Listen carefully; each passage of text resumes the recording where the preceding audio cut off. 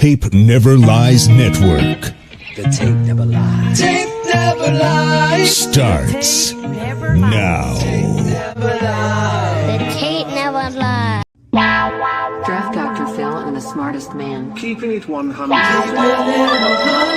it 100. So chase greatness and start understanding that he's gonna make everybody better. The tape never lies. I don't want to see your tape breakdowns if you cannot show me things that are negative about a guy that's on your current team. Hashtag chase greatness. Hashtag take that. Keep it 100. Because I'll make this one more time clear. Caden Whitlow, cut it. Keeping it 100. He is the best quarterback I have ever scouted on tape. The Chicago Bears select. Guess who's back? The two dudes that kept it real. Dynamic duo that you love, the smartest man at Dr. Phil. Breaking down the film, never a problem, kick it straight. Most shows focus on stats, we focus on the tape. We keep it in 100, never running east or west. We coming with that truth, cause that's what our fans expect. Cut off the fake and anchor, moving forward to be free. But don't you worry, Shane's got the dumbest tweets. It ain't no secret, Phil and Shane got some haters. But now they're moused up like the Jew and now and laters. Debaters, frauds get kicked like Coach Tabor. Cuts had to be made, we added a barber moderator. Up and down, boys got you double checking. Sad sack strolling like a fool drunk texting. Flexing on the truth cause you know they'll never change. Real, recognize real, that's what you get with Phil and Shane. Give me some fucking names. Like 2 fucking games. Fuck a play or a captain, all of the up there. The tape never lies. The truth, you see, we laugh, we lie, so there's no babies like Maybelline. Straight to the truth with acumen and facts. We got a stat nerd, but he's not just giving nerd stats. Car crash,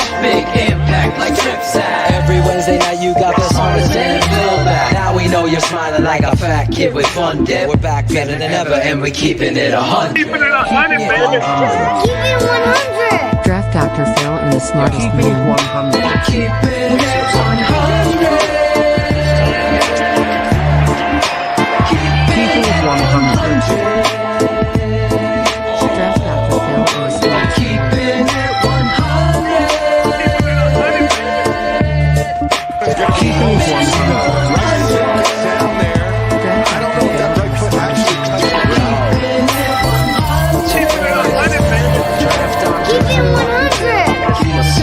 100. Yeah, exactly.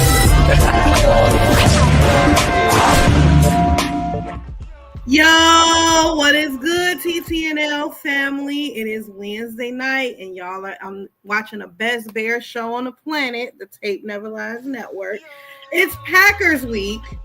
After the stinker we put at home Sunday, didn't have much faith, but we do see some changes with the new OC coming in, the new acting OC coming in, and finally getting that dead weight off our roster. But of course, the guys are going to talk about that and more.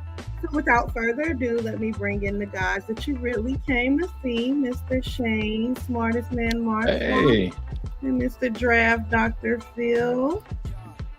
look who's here on time, Cherie. He showed up in the right room tonight.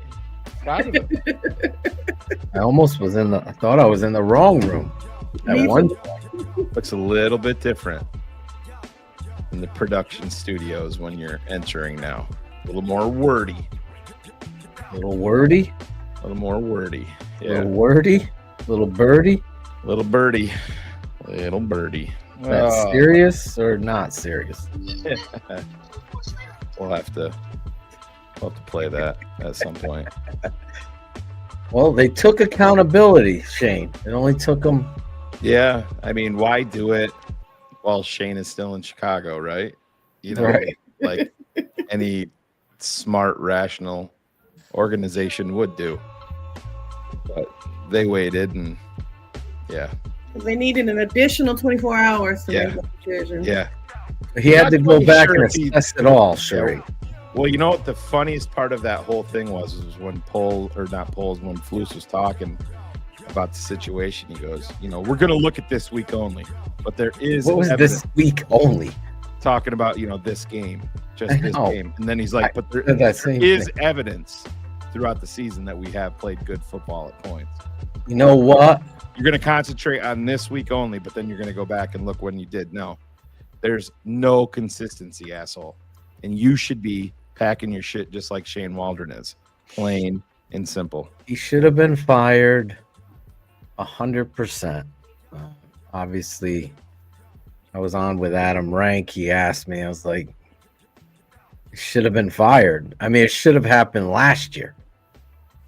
Should have happened before the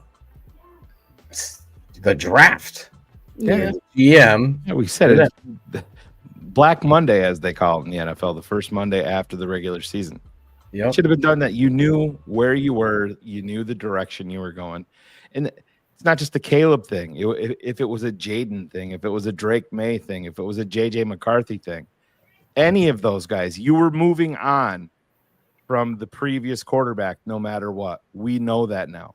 That's what they were doing. They were moving on. They were turning the page. And any one of the new rookie quarterbacks coming in here should have been tied to the head coach with a clean slate. But the Bears continue. Everything.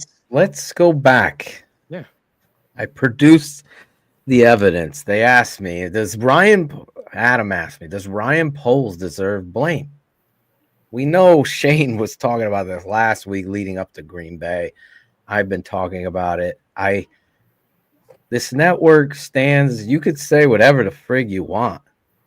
You know, I can't go out there and coach this team. If they would give that opportunity to me, I'm fully confident that I would have better outcomes than what we've seen. But I can't do it now. All I could do is analyze this stuff for truth. Whether you, at the end of the day, I could see the best tackle, the best guard, in my opinion, and you could get him, or you can leave him to be coached by terrible. I've never, ever left the position I've always been in, even at the old network, where the old man was in the basement laughing. Serious. He's sitting there fucking laughing like he knows. I said, the coach is the most important free agent there is. The coach. How you have this football team and how it reflects. It's always a reflection of the head coach, his culture. So we flash back to last year. We lose, as you guys know, and they go on a long precipice of telling everybody how they were and what they liked before they were able to ask questions. But friend of the show, and apparently a better breakdancer than the Australian girl, Courtney Cronin, asked the question. I took this to the Keepin at TTNL 100 level, little humor in it, but this is the biggest indictment of your GM, 100 out of 100. Let's go to the tape, Cherie.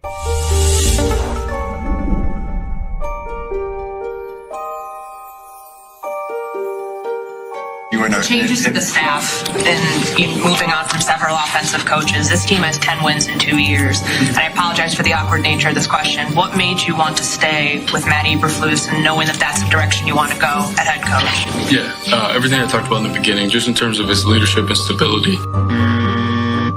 I really think that the head coach needs to be able to captain the ship when the seas are storm, or when these seas have storms, and really keep everything settled. This guy's nuts.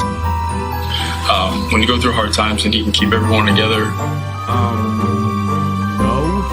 to me, that's like the critical piece in a big, in a market like this. Like, you have to be strong. Nope. I mean, if he's jumping off the boat and everyone else starts jumping off the boat, it's a hot mess. The guy's a hot mess. So the stability was a big piece of it. Are you serious right now, bro? The detail that he coaches with. They look unprepared at times. They've blown 4 historic leads. We're taking some of the mistakes from the game, bringing them to practice, and making sure that we're doing things the right way. This coach is a mess.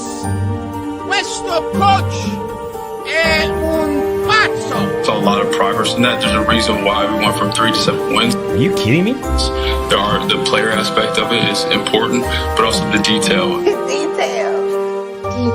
Details. And bringing the team together, sticking through those hard times allowed us to push through. And you saw a lot of those wins happening towards the back end of the season. It's all about the execution. Again, it's all about execution. And if it's not for him, I really don't think that's the case. I think it starts to crumble. Everyone starts to do their own things. I'm failing to make the connection here. So to me, that was a critical piece in this.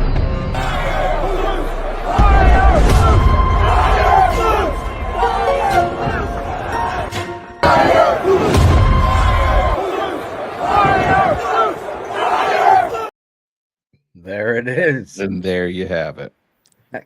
Can I take a bow on that? Because if we say no, you're going to anyway. So just go ahead and do it. Oh, I mean, there's his reasoning. She politely asked the question, why him? He's only won this amount of games. Right. We don't see it. And his answer is everything that's not happened. It's the complete opposite. Yeah, and then you have this, Phil, from today from Dan Wiederer. He asked Keenan Allen specifically, why didn't it click with Shane Waldron? In this, when we say Shane Waldron, we're not just talking about the OC. We're talking about the head coach who hired him. We're talking about the general manager who gave clearance and said, yes, that's the move we should make. All of these guys are accountable. Why didn't it click with Shane Waldron? Dan Wiederer asks Keenan Allen. Keenan says, he's too nice of a guy. OTAs, training camp, we fell into a trap of letting things go and not holding people accountable. And that's a slippery slope. Just professionalism and doing things the right way from the beginning. So let's just unpack that. Right. That is an indictment. Opposite of what Poles is saying. That is it. That's your indictment of Ryan Poles. That's your indictment of Matt Eberflus. That's your indictment of Shane Waldron. That's an indictment of you, Keenan Allen, because let's break that down into layman terms. What he said. I'll reread this in layman terms for you. Keenan, why didn't it work out with Shane Waldron? Well, the entire offseason, we were acting like assholes. Nobody held us accountable, so we continued to act like assholes. That's what it means. That 100%. Means you're unprofessional, Keenan Allen. DJ Moore, you're unprofessional. All of these guys. Leaders, no fucking way. Captains, they no fucking ran this shit to the ground. Culture, no fucking way. Collaboration, Shane, was used again today. Yeah. And I said it on Rank Show, and Shane, we will put that up. I'll send it to you, Shane, so you could put it on our Twitter and tag Courtney, give her credit, and then we could put it up on our YouTube page, isolated, so all of our fans could share this indictment on Poles and Eberflus. That's what we do here at TTNL. That's the goal. But why I will say this. Why is Mercedes Lewis here at 40 years old? 40 years old. Ultimate leader. What are you doing? He should be yoking dudes up against the line.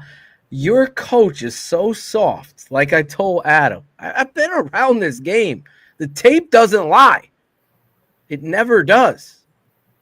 The effort on tape is an indictment of you as a head coach, the OC, the leadership, and that creates this volatile place. Oh, this rookie, and those leaders that are what you're talking about, Shane, don't give a shit. Let's fuck around.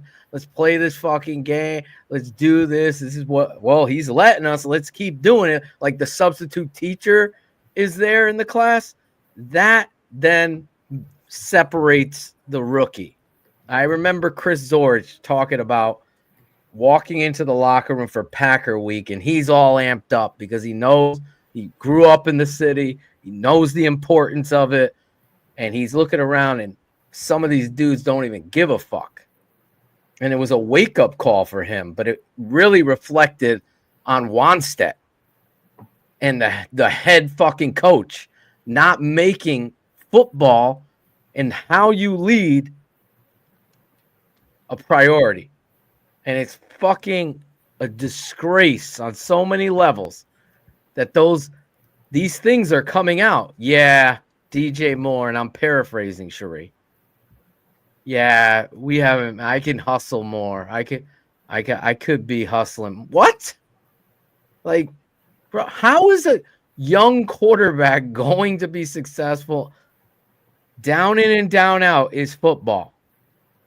I'm sorry. It's 2nd and 8, and you're trotting instead of sprinting, turns to 3rd and fucking 12.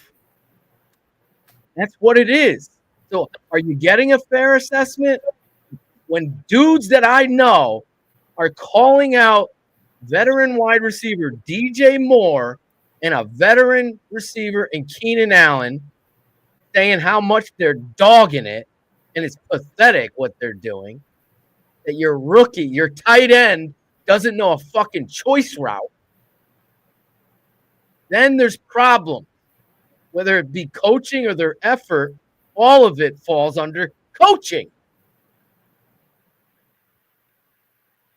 But some of these fucking blog boys want to just look at stats instead of the big picture on how you want to fire this guy and you want to fire the OC. They're the guys running the ship, holding nobody accountable, waiting months to hold people like Nate Davis accountable.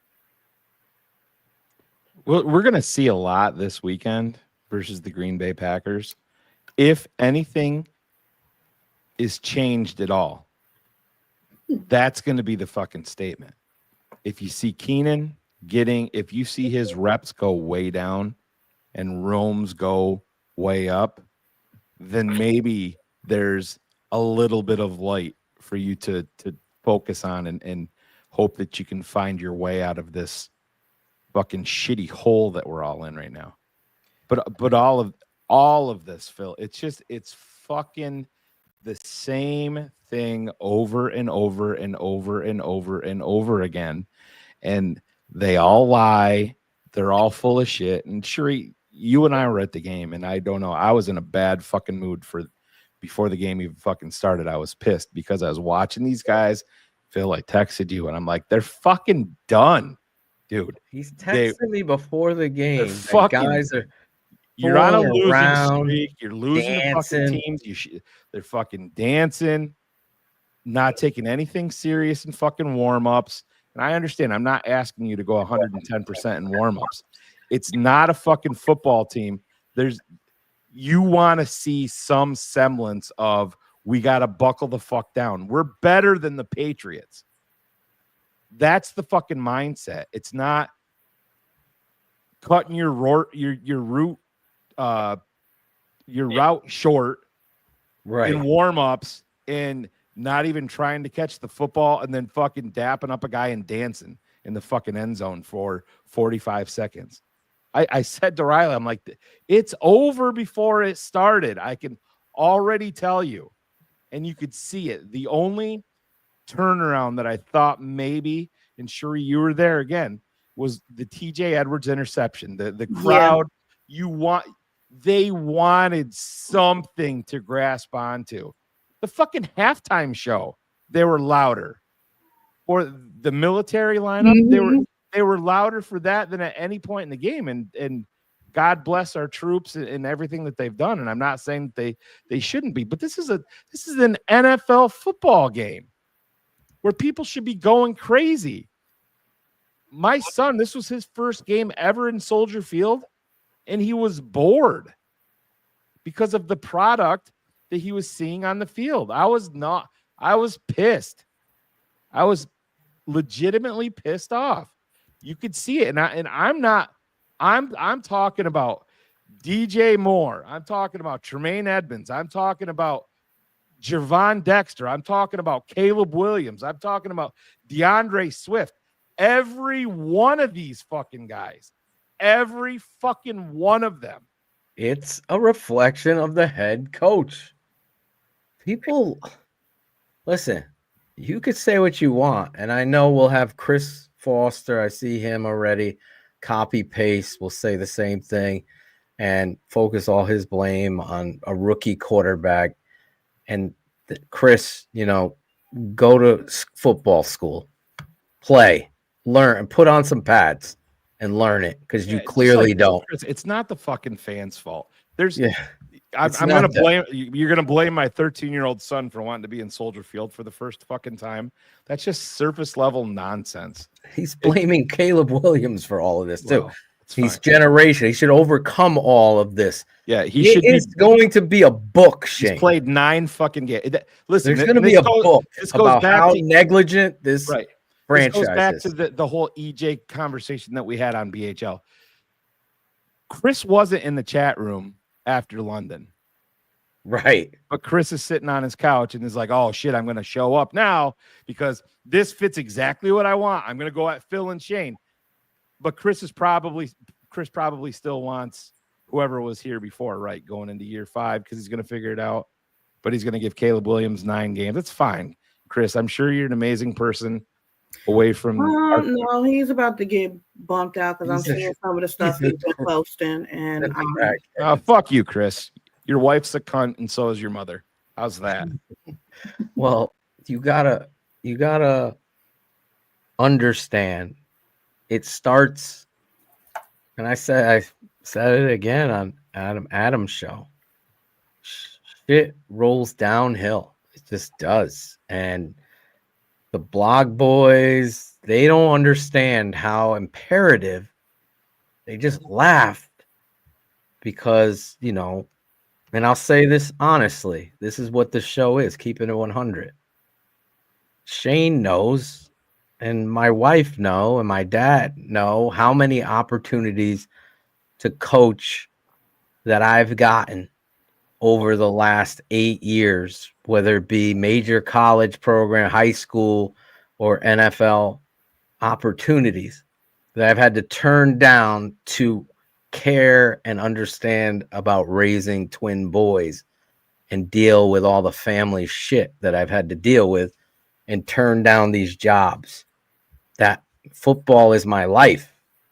And listen, so if it was coming from somebody else who is coaching at the University of Southern California or Washington, then we're going to listen to it. But those guys at TTNL, no, Shane's never played. This dude only yelled or whatever you're going to say. It's Phil. Everything was right that we've said about the culture, the maniacal necessary need to find a maniacal head coach that's going to stand in the face of everything. It will and take ownership.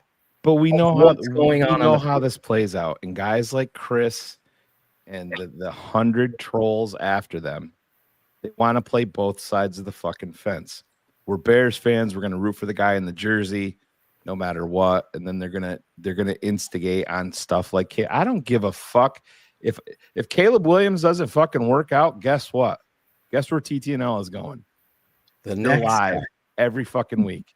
We'll break it down, just like we did with Justin Fields when all of us were rejoicing that night, but nobody wants to talk about that. But it's not. You got guys like Chris Foster, guys that don't show up and then just out of the blue show up and want to run their mouths. And Dante, hey, what did I told you guys from the get? No, you're playing both sides of the fucking fence. It's fine. I don't give a fuck. I really don't. Yes, I get animated and I get pissed off about it, but we're passionate about what we do. And EJ or Chris or whoever the fuck it is, if you think that you're right, I want them to have a show. Nobody will watch. They're kids. That's fine. That's fine. Do a show. Have 500 people come tune in live on your show. Bill, how many times have I offered 15,000 people watch your show every How many times Thursday, have I offered Wednesday. somebody to come on and debate? And everybody in the chat that is a devoted fan that's here every week, everybody knows that number. Right. It's, I got to charge my headphones, or, my wife can't find her fucking teeth. whatever the fuck it is. It's bullshit. And I don't get. Chris Foster was never going to root for Caleb Williams ever. He's not a true Bears fan. He wants Caleb Williams to fail. Why? So Chris Foster can be right. That's why. And that means that Chris Foster is a shitty fucking fan. And that's fine. We don't need Chris Foster around here. That's why. Exactly right, Sap. Bye-bye, Chris Foster. Same with Trevor LaMarche. He's saying goodbye. Yeah, exactly. It was in sync, right? Bye. It wasn't Baxter. It's insane. But I mean, let's fuck Chris. No, we have to. I mean, that's what keeping it 100 is. No, I understand it, Phil, but that's the thing. And there's a group of people, and it's not just us. It happens with we've seen. But we're the only ones that address it. No. But I'm just saying that you see the people that anybody that puts their names out there, there's just going to be a group of people that wants to try to bring them down. I mean, everybody remember Kareem, our patron that I banned because he was just monotonous with his nonsense. I didn't hear from Kareem at all. And then as soon as the Patriots game's over, there's Kareem filling up my DMs and about all of those. You guys banned me. And well, yeah, it's ridiculous. None of this would. You know who's at fault? The fucking Chicago Bears organization. It's not Chris Foster's fault. We're all pissed off. 100%. I just had a beautiful weekend. I got to see Cherie, meet her for the first time. Cars, Greg, everybody, all the patrons that showed up. And it should have been the perfect capper to a beautiful weekend. Phil, you were in the chat when I was talking to Larison earlier. Yeah. The Bears game should have been the perfect capper to it. And they essentially said, fuck you to everybody in that stadium. Everybody. Dude, I didn't even, when I go to a football game with my son, we're the guys that are up the entire time, getting people around us. And I had zero fucking interest in it. No. I'm like, why am I putting there was nothing there. Third down, Phil. Talk about that. I mean, was it a Caleb thing? No.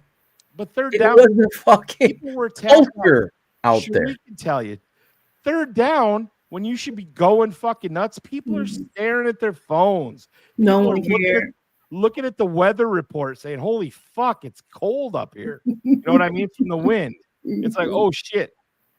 Is now a good time to go to the concession stand or to go to the bathroom? Nobody gave a fuck. That is an extension of the culture that you've built in the locker room, that you have made an entire rabid fan base not fucking care. And look at where we were in April compared to where we are now. Everybody was put on a pedestal. You were willing to overlook the offensive line. You were willing to overlook Matt Eberflus. This sounds crazy. The only person in the organization that I'm going to give a little bit more rope to is I don't want to, but I'm just trying to be open to this, is Kevin Warren. I'm going to give him this offseason coming up to see what he actually does. Because if he does nothing, then fuck Kevin Warren also. All of them. I'm done with Ryan Poles. I'm done with Matt Eberflus. Yes, Ryan Poles has done some good things. And guess what, homie? Wasn't good enough. Listen, you're crying and getting emotional over cutting a 4th or 5th string DB in training camp. What the fuck are you going to do when you have to fire Matt Eberflus? That's what I think about. Well, that's the thing preventing it. Is he going to have a fucking should have been done. He's going to have a fucking funeral. He's going to have a fucking everybody in emotional breakdown. Coach Flus is leaving the building with security. We had to relieve it. I mean, it's fucking. I understand the emotions of not just football, but of sports. But holy fuck. Let's be real. What do they say? Not for long is what the NFL stands for. It's a cutthroat league. Yeah, it sucks. You can have, that it was that guy's last opportunity. Very well, but that's what happens. That's what the league is. Ryan Poles, guess what? You got fucking cut here in Chicago because you weren't good enough.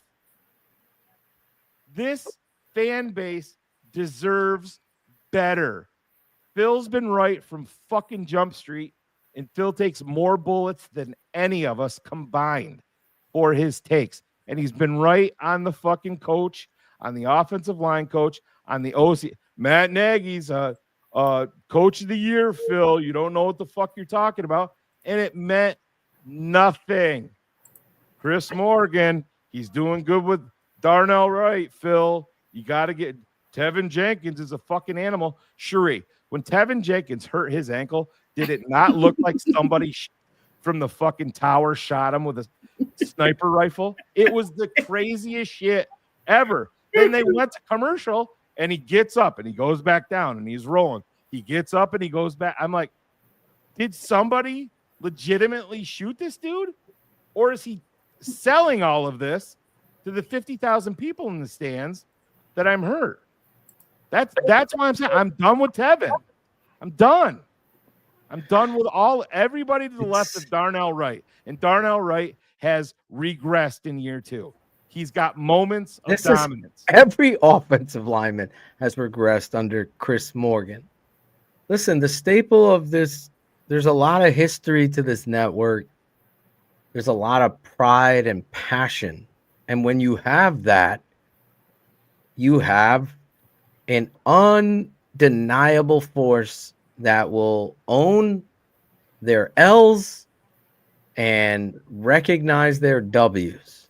This network has had a lot of W's. What's impeding the Chicago Bears? It's Ben, George, and Ted and their selfish, soft misunderstanding what football is in the mission statement. Meaning they look at a coach a certain way, and I'm sorry, I've said this over and over again and again, and it's not a shot at Cars, but I know he laughed at it when I was talking about, a coach like Ditka stands at the podium and owns who he is and all his mistakes, right? Phil, and they've been afraid of this. And this is something that I thought of the other day, and I thought of you just with that specifically. When you're saying that you want a maniacal coach and a guy that's not afraid to speak his truth to the media, it goes way beyond that. It goes way, and that's not even you don't need a guy to stand up at the fucking podium and go, "You see that, buddy? That's your IQ." You don't exactly. need that. But you want to know that he has the ability to be like that when a quote unquote alpha on the team, like a Keenan Allen that comes in as a 12 or 13 year vet, is not doing his job in training camp and OTAs and all of that, where you get up in his head. And these players crave that. They want it. That is what they want. It's also on the coaching spectrum too. But do you believe that Matt Eberflus is that guy? Because no, I see none of that. It can't be that, Shane. Let's go back, rewind back after the bye versus Washington, and everyone's up in arms about the first half. And we looked at the tape, and I'm like, DJ Moore is jogging his route. Cole isn't being used. This dude, Gerald Everett, is jogging since fucking July in his effort.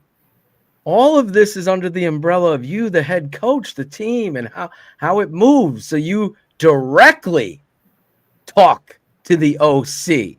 And if he's too soft to hold anybody accountable, then it's your job on the line, your name to it.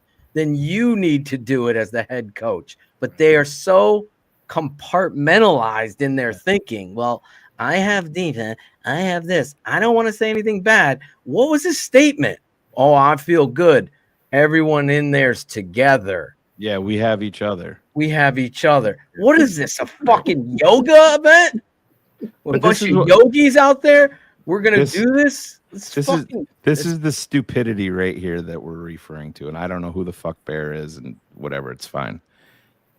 Acknowledge Caleb is a All problem. caps. Also, all y'all do is blame coaching. You're biased as fuck. Fire Well, Eberflus. It let's won't go matter to the first chapter. because Caleb can't throw.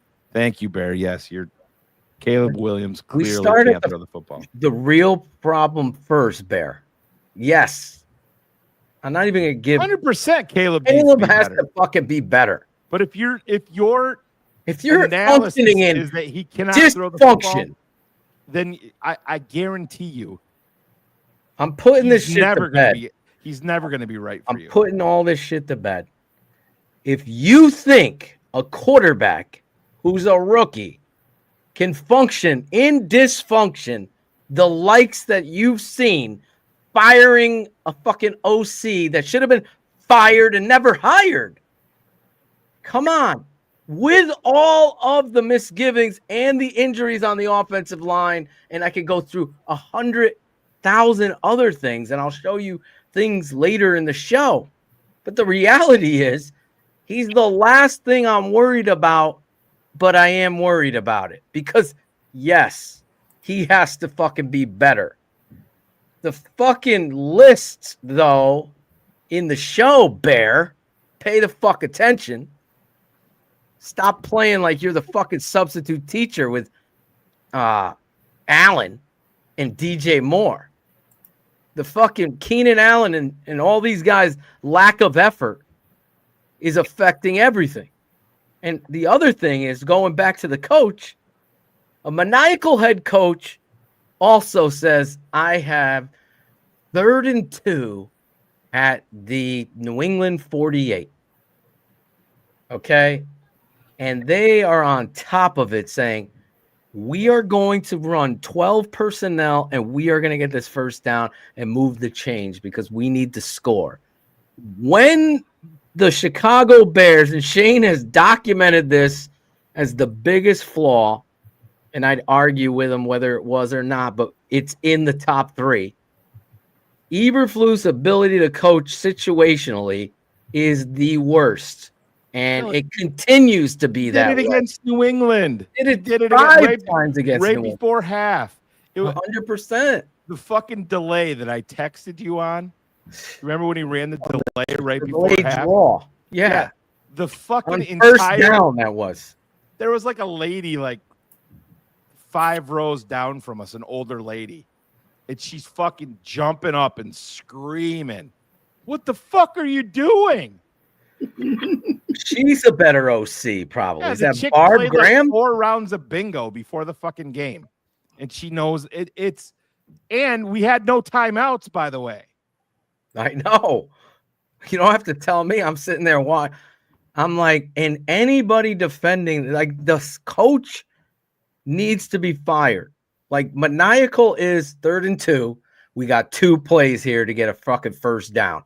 First down, 12 personnel, inside zone, right behind Ryan Bates. Get it up in there because you got 3 centers playing offensive line. Kramer, Shelton, and Bates. Then you got a backup journeyman guard playing right tackle and a guy coming off a fucking injured reserve who sucked to begin with, is soft as Braxton Jones. It might be a little bit softer and not as fucking fundamentally sound in Larry Borum, who should be playing right tackle, but he's playing left. And you are going to fucking sit here and judge a rookie quarterback and point the finger at him. Come on. We're on a low level of lows in regards to personnel. That makes it even more of a priority as a coach that you go into very serious sets and covering the edges of your offense to help your young quarterback, protect him, help the run game, and do the right things. None of that even transpired against the fucking Patriots. You do not give Caleb Williams the ability right now. You're giving him way too much to do. That's number 1. And you know who's soft? Waldron, to not say, Caleb, this is on me. We're giving you too much. These are the 2 plays. or you can either go with the play or check it left to right. That's it. Allow him to grow with a simplified understanding of attacking the field. I know where he is. I know they got excited because of how football intelligent he is. But at some point, with all of the injuries, with all of the backups, with all of the situational football amiss by your OC and the use of personnel, I mean, this is a team that put DeAndre Carter as a wing to block power to that side and ran it there. Yes, 5'8", 178-pound DeAndre Carter versus a fucking 285-pound D end. That happened in the NFL. You guys sit there and no, that's what's going down. That's why the guy was not the guy to be calling plays. He doesn't use personnel correctly. There's no accountability. You're not maniacal. So we go back to that 3rd and 2 play, inside zone. We get it. We move the chains and we start our next 4. We don't get it. We're going with a quick second play. Second play, we are going toss to the wide side. To the wide side. That's where you get your best showcase of chess versus checkers. And I agree, Mike. You can't be doing that with a young quarterback yet. He's in year 2 or 3 and he has an understanding of what you've done and you found your identity. Then he could sit in the muddle huddle, call some plays and create some leverage concepts, and you get success there. But this, again, is happening under Matt Eberflus, that we're getting the quarterback getting up there in these no huddles that aren't no huddles, that are calling plays to try to keep an advantage of knowing the defense, and that's what they were trying to do, but it became too predictable. And the Patriots knew everything that you were going to do. The players said it. All of the fucking the New England Patriots you said had. The tendencies showed up everywhere, and our coaches had them all. 100%.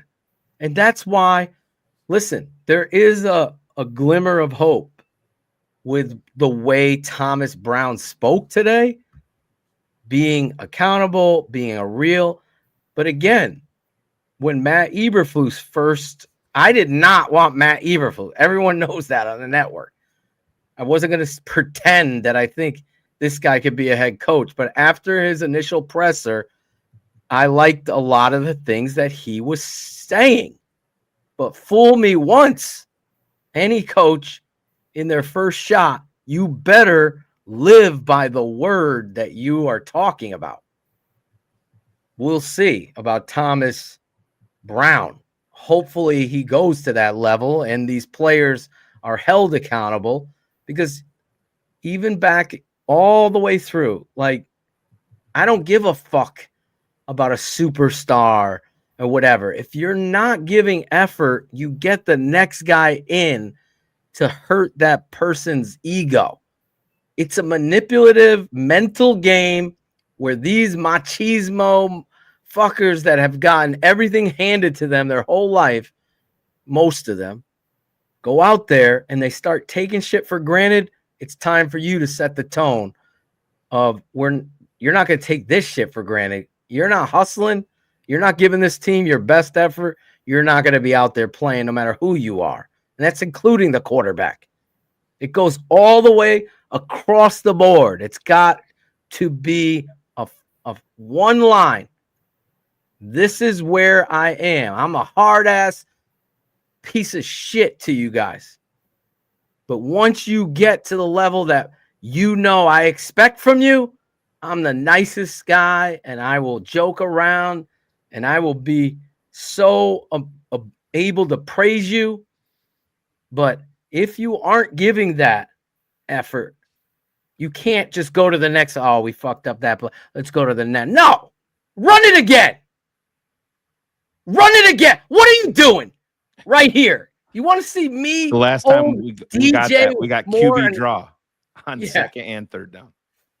You want to see me hold DJ Moore? I would embarrass him in front of his fucking peers. so bad.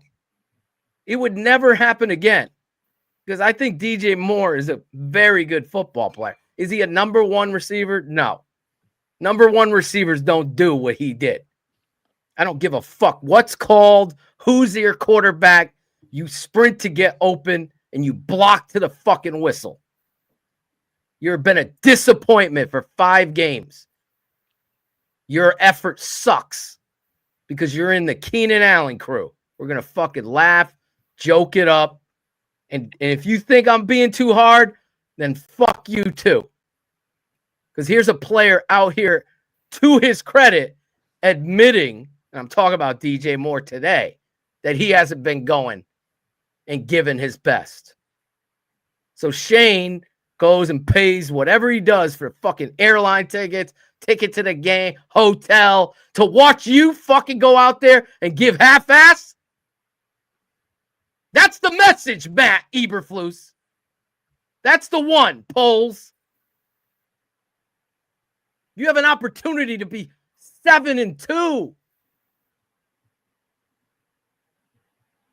You're out here fucking jogging, not blocking, looking around. Watch the effort and run blocks.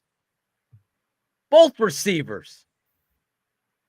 The rookie, I can understand technique. He's got to be a little better, but it wasn't an effort thing. DJ Moore, maybe I'll block this play. That's up to you, Waldron and Eberflus, to put them on Front Street. And don't think for a minute, and I know we have a lot of guys that either coach or played the game. I got some former college head coaches in the chat. You guys know. We will go back to Matt Nagy, Shane and I interviewing Ryan, what was his name? No. Ryan Null and David Montgomery. They come on the show. And Ryan, I asked the question about, do you guys watch the film together in front of, and he admitted, no, we don't.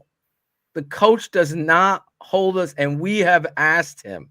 And guess what happened, Shane? 2 weeks later, they started watching the tape as a group, as a whole.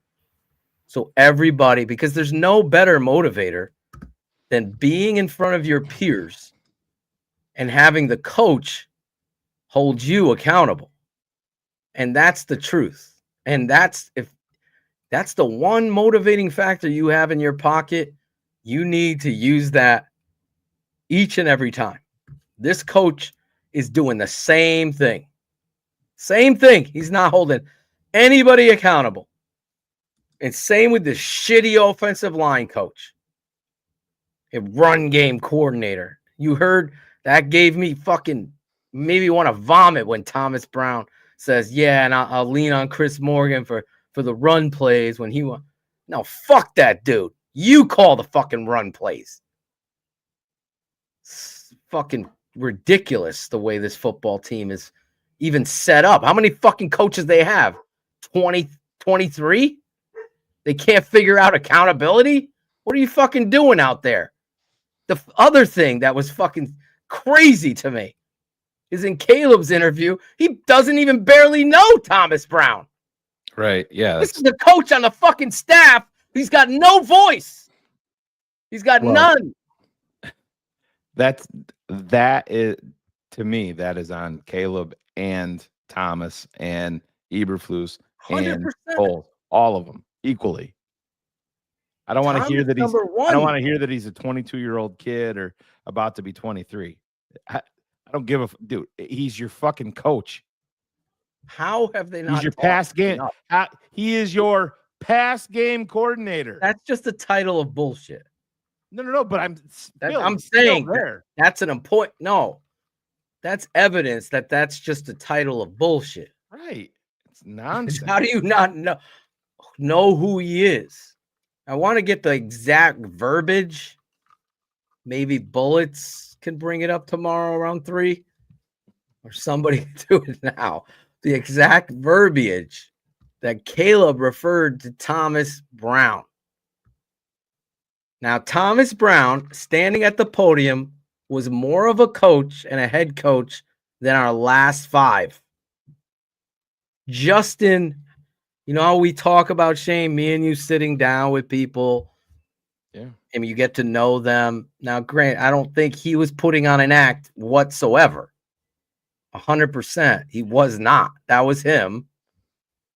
And I will say that he came in there with an identity and an understanding of what makes me feel comfortable as a fucking coach and as a fan of the Bears, knowing how he's going to bring and call plays and coach these guys.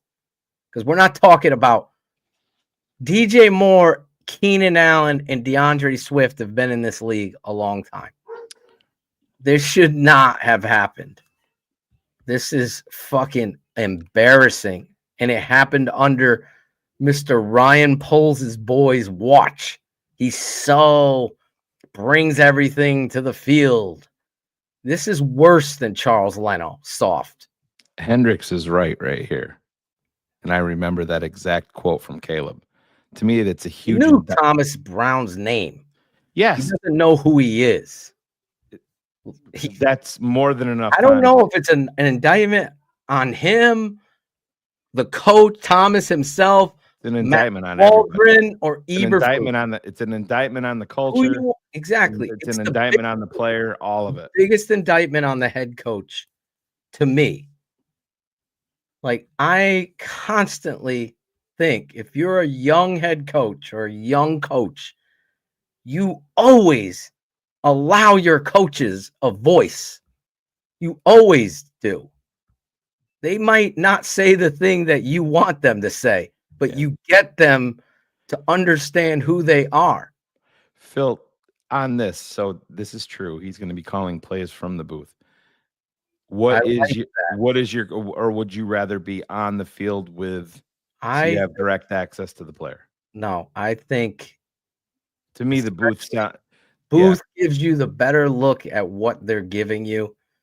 And if you can't trust the people up there, like I'm a guy that likes to be on the sideline, but I want someone up there to tell me, okay, coach, every time you go into trips, they're giving that backside end goes into 5. Now I know that, okay, I can run some plays on the backside versus that 5 technique and allow myself some leverage. Everything's about angles and leverage.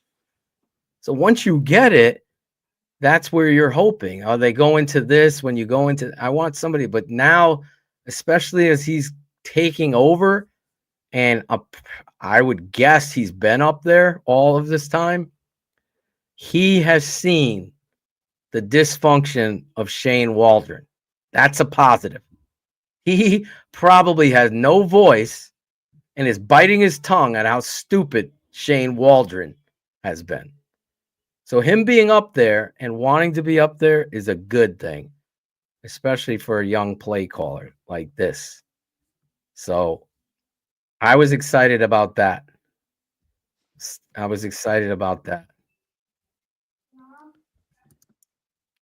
Thank you, Richard Gordon. I have been wrong, trust me, about players and personnel stuff. Oh my God, we've all had epic wrong, but I appreciate that. You know, when it comes to the bottom line, I'm not just trying to bet on a coin flip against a coach. There's nobody. Well, I can't say this. I could say that I want the Chicago Bears to win so bad. I want them to win and be competent and praised nationally and enjoy a Sunday sitting back and say, wow, that football team is so well coached. I'm telling you, as God is my witness, I can remember a few times with Lovie Smith that I felt, okay, he did a good job coaching them today. I don't remember anybody other than Mike Ditka making me feel that consistently. And that's a true. I grew up in that time. No, I remember the one. I can go back to I go to the Bears in New England. What was it, Thursday night football or Monday night football? That was under Flus. I was No, like, I'm not talking about one game. I'm saying like, oh no, I totally agree. Phil. Like week in, week out. I knew these guys were prepared. I felt like that with Lovey. In 43 games under Flus, Phil, Cars and I have talked about this. 14 wins. How many games has he been the superior coach? Maybe one or two. Just in that game. Maybe one or two. Maybe you could push it to 3, but there's definitely a debate there. It would be. I don't even know if there's 2. There's that one New England game that he went out there and really set up the deck on how I just don't see it. I see other teams making the mistakes, giving you short fields, and you being able to capitalize off of that. I just don't see the right, like, okay, like Shane will text me or Adam or somebody will text me in the middle of the game, like, this is a big fucking third down here. And it's 3rd and 9, we'll say, and they get 8. Like, and everyone will be like, he's got to go for it here, right? You got to go for it. Yes, you got to go for it. And they end up kicking the field goal or something. There's no way I would let any of them turn around and say, no, that was the right thing to kick the field goal. You fucking texted me that he should have went for it there. And 99% of the time, the thing we text to say he should do, he doesn't do. Right? So you, Shane, and I, and anybody that I deal with will be honest. Like, dude, I would have had no problem if he went for it there and got stopped because he had confidence in going for it and did what he needed to do. We don't have that. It's crazy that Matt Nagy had an opportunity to do something here. I still remember that winning the North. Okay. But even in that Green Bay game when they had a chance to put them out of the fucking playoffs, it's 4th and 1 and you have Jordan Howard hitting shit, just dicing them up, just power football. And he settles for the field goal. And Shane and I are texting, you got to go for it here and put these motherfuckers to bed. You get the first down there. The game is over. He kicks the field goal and they come back and win. That's the kind of coaching, maniacal energy that you're looking for. So you guys asked for when Caleb was talking about Thomas Brown. Sorry, I got this bad fucking screen up right now, Phil. But I found that. Let me go ahead and get the 3-man. I found that, and this is it. It's his response to the question. I know I'm fucking up right here. It's just his response to the question. What excites you most about working with Thomas, and how do you expect it to be different? What excites you most about working with Thomas, and how do you expect it to be different with him in charge?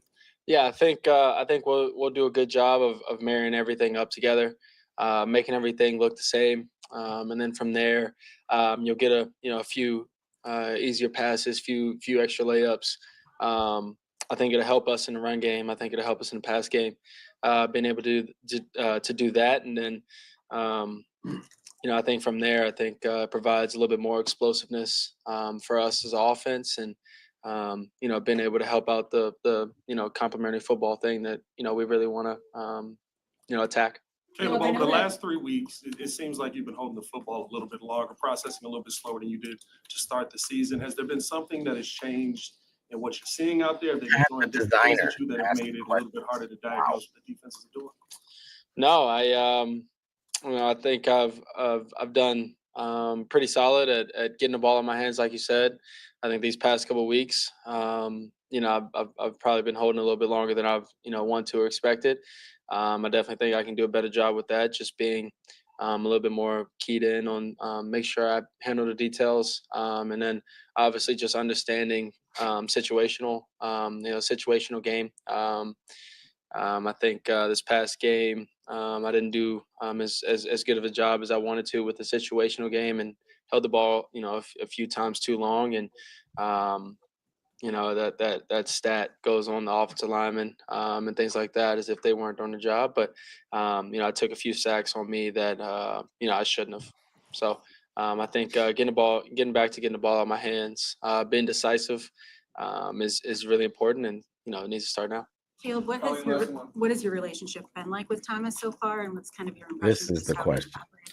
Yeah, he seems like he's very. We haven't really talked much throughout this time, just because we haven't been in the position to be having so many conversations. But so far I think he's pretty detailed. I think he, like Coach talked about, tough. I think it's going to help us as a football team, and things like that moving forward. And we're excited. That to me, thank you, Ivan, is outrageous, and it's a reflection of the head coach. When was he hired? In January or February? Yeah. At the very latest. Part of the fucking horrible. It's drafting him. Horrible. It's insanity. Like, people have to be understanding how I've been in around these people in the Bears organization. They act as if you're at a fucking diamond store with security and things, and poo this, and oh my God, no autograph there for this kid and that kid. The cameras are here. Let's shuffle in that's how pretentious they are. To have it extend to the football side is just insanity to me. And I don't know how a passing game coordinator isn't involved directly with the offensive coordinator in communicating and helping educate a young quarterback. They have to do. It's an indictment on the entire 100% structure and player and coach included. All 100%. Nobody is escaping it. 100%. And then you wonder why. I don't know if he's saying. The only other theory I could say is that he's portraying that he doesn't know him as much as he does because he wanted him to take over so bad and hated fucking this other guy. Yeah. That's the only theory. It didn't sound good, Phil. I mean, I agree with you. Yeah, I feel like we're trying to put. I'm just saying that would be the only thing. I don't see. Because I know for a fact that players hated Shane Waldron, rightfully so. Well, they essentially said it, Yeah, they're saying it today. Too nice of a guy. Like I said, it just of a comes down to we could do whatever we wanted, and he was just like, "Oh, come on, Keenan, do better next time, buddy." But again, that's an indictment on Keenan Allen just as much. It is. It's an indictment on him. It's an indictment on listen, the culture of the Chicago Bears runs directly from Ryan Poles all the way down, right? So Eberflus now is given control. That's on me. I fired these guys. That's on me. You heard it, right? Yeah. This culture is Eberflus. This is Eberflus. That shit would never happen under me. It would never happen under Jim Harbaugh. It would never happen anywhere. There's no fucking leadership. They have a leadership council. Imagine what that is. Come on in, boys. Grab a mattress and a pillow. We're going to talk it out, guys. This is like, you wouldn't believe it. Like, I brought Jim Larison on to show you. Like, Jeff Joniak's being too arrogant, a piece of garbage towards me as I'm there. Like, this should be the Chicago Bears. Here's these people. Welcome them in. embrace the fandom and the everybody. That's the thing, Phil. They're so entitled. Again, and I'm not saying I'm not trying to sit here and make TTNL out to be bigger than it is, but I was in the city this weekend with my son, and you go, and obviously you don't know everybody that you're on. We went into the lids store, and the guy gave me a discount because he knew who Shane and Phil were from TTNL. The Bears are just like, yeah, fuck you. You're still going to come no matter what. You know what I mean? Exactly. It's just no. The fan base great deserves analogy better. I went in there. They knew exactly who I was. These people, Jim let the cat out of the bag and said how much they fucking paid to have this VIP experience of traveling with the Bear, and they did absolutely we were nothing. at a preseason game. I told you what George said. TTNL is here. When he came down behind us, we had no idea. We're like, what? We're I was there with my brother-in-law, nephew, and my son. We're like, so who's yelling TTNL? Oh, it's the owner of the fucking Bears. You know, they know. You had a former scout with the Bears. Now a buddy of mine here, is friends with them, says they know all about TTNL and understand that some of the fucking thoughts come from you guys over there, and they'll fucking claim it as their own. They'll claim it as their own. I kid you not. And the reality from that, to me, is Ian Cunningham, as Jim attested to himself as well. Ian Cunningham is the one who had the class and dignity. Draft.TTNL, the tape never lies. What's up? Comes over and says to me, no, I respect you. Because you hold us accountable. You're the voice of the fan, and I respect that. Does Ryan Poles spend a minute with me? Not one. Didn't even come over to say hello. That's the kind of vibe. And Jordan, Ted Phillips ignored. He was probably emotional because he knew he was trading Roquan Smith the next day. No, he was all business. He got so emotional he couldn't even talk to anybody. Maybe you're 100% right, but he can't understand how imperative it is that you have to admit as a leader, and we'll play the video again for those that came in late. We'll play the video I produced again, or we could wait. Is there other guests coming or no? Have not heard from him. So we could play the video again so you could see it, and we're going to put it up. I sent it to you, Shane, so you could put it on Twitter. It is up. And it is up. Yeah, good. Moving. It's moving. So, and then the reality of this, well, let's play this again because I know there's almost 555 people here.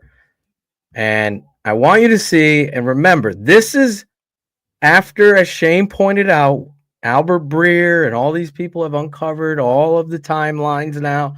They've already made their decision. They're moving on from Justin Fields. Yeah, here's the video. Oh, sorry.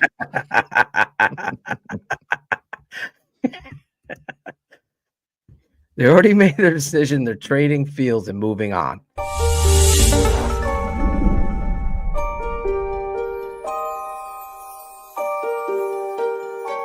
Changes to the staff and moving on from several offensive coaches. This team has 10 wins in 2 years. And I apologize for the awkward nature of this question. What made you want to stay with Matt Eberflus and knowing that that's the direction you want to go at head coach? Yeah, everything I talked about in the beginning, just in terms of his leadership and stability.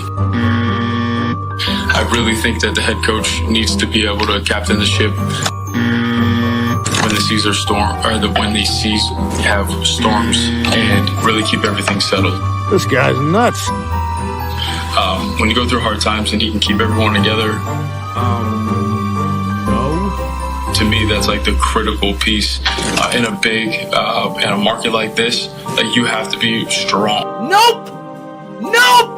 I mean, if he's jumping off the boat and everyone else starts jumping off the boat, it's a hot mess. The guy's a hot mess. So the stability was a big piece of it. Are you serious right now, bro? The detail that he coaches with.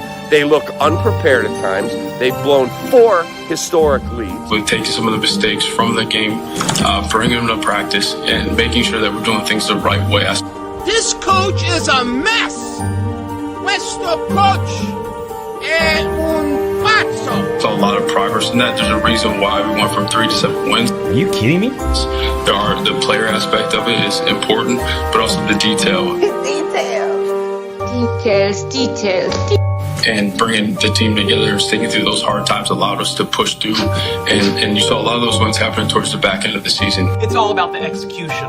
Again, it's all about execution. And if it's not for him, I really don't think that's the case. I think it starts to crumble. Everyone starts to do their own things. I'm failing to make the connection here. So to me, that was a critical piece in this.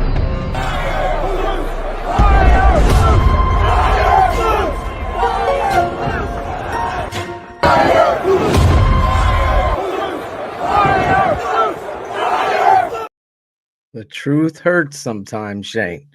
Yeah, it does, man. It's like I said, dude, it was just it had, you know, Jim and I were talking a little bit before the game, and I was talking to one of the CHGO guys at the tailgate. He was a sales guy for CHGO, and he's like, "What do you think?" And I'm like, "Well, they need to fire the coaching staff." And he took offense to it. He's like, "I don't know why the hell you think that." And these guys are good. They're just in a slump. And I'm like, I don't agree with what you're saying at all. And he's like, "You'll see against the team today. You know, they're better than New England." And I said, "They are better than New England. It doesn't mean that gives me confidence that they're going to win. We've been through this before." He's like, "Well, if they go out and they lay an egg against New England, then we can talk." And I'm like, "Well, this isn't all pivoting on the New England game for me, bro. That right? You know, exactly. Come on, it's like, oh shit, they lost today. No. This was the one. This was the one that did it." No offense to that guy, but that's why he's in the marketing or wherever he's at and not on the air. Sorry, but it is what it is. Shane told you the truth. I mean, flat out what Phil's been saying, what we've been saying. The coaching staff is it's the Achilles heel of this entire team, and it's a shame because we have the talent. Sad. And listen, it doesn't take. Stop calling it Hallis Hall. It's McCaskey Hall now, because fucking George Hallis would never fucking settle for this shit. No, he wouldn't. They, like I said with Adam, and I know Ben has said it, and I continue to say it, but I always give credit. They would not hire their grandfather as the next head coach of the Chicago Bears because he was too much a maniacal hellraiser for them. That's the problem. Ginny up in her fucking booth needs to fucking lay the fucking hammer on her other son, George McCaskey, who has epically failed. I'm sorry. You need to be more than just a fan. You need to be a fucking fanatical about getting the coach right, first and foremost. I like some of the things that Ryan Poles has done, but we called it. This is the thing that's going to hang you as a GM. It's the indictment that you get caught up in with believing in somebody that can't get it done. And we saw that he couldn't get it done. Right. This wasn't just let's tank for losing. You could see everything on tape escaped him when it came to situational football, fundamental football, hiring. This guy has fired more coaches than the GM. He has no understanding of what it is that is necessary in a locker room. He's the one who brought Keenan Allen. You're bringing Keenan Allen here to be the fucking pillow for Caleb to fall on. Instead, Keenan's making more problems, allowing that shit as a professional to happen. I don't think Keenan Allen is alone in that. No, I'm not. DJ Moore, Cole Kmet, every fucking captain on the fucking field. I think it goes I think all of these guys have culpability in it. Every fucking one of them. I do. Well, it goes to the, I mean, because Phil, when the culture is bad, it like you said, it's sprinkling down onto the players. And listen, I'm not gonna remove Caleb from this, but they're also fucking rookies. It's not the same as a 12 or a 13-year vet. You're not removing him, Shane. Anybody, and Shane is the first guy to admit he's never played or coached football. But anybody that's coached football that has been there understands I don't give a fuck who the rookie is, first overall pick or the last pick in the draft. They are going to be needing leaders surrounding them at first. And this culture lacks any kind of leadership, and it starts with the head coach. This kid deserves better. You little fucking haters can talk about painting nails and he's missing open shit in the utter chaos environment where you want to fire the fucking OC, the head coach, backup lineman, tight ends not blocking, 40-year-old tight end, put a fucking center in at fullback, cut a fullback, try to run fullback plays, go in fucking, I mean, it's all over the place. But we want this young kid to be the savior of this chaos. And people want to take shots. You can't blame Caleb. Like Justin Fields was here for fucking 4 years. 3 years going into 4. This is a rookie in 9 games dealing with a coaching issue, the likes that you have never seen. It's like putting a fucking soft ass kid into the ghetto. Stay there for a fucking few weeks. Yeah, that kid's going to grow up real quick.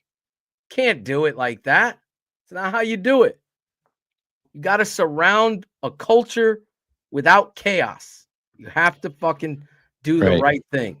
And so, like Brett Sachs is asking, how do they interview Waldron and say, "Yup, that's the guy"? It's actually pretty simple, and it's exactly what Phil has been talking about for years. The good old boy network. Luke Getzey, his agent, Trace Armstrong.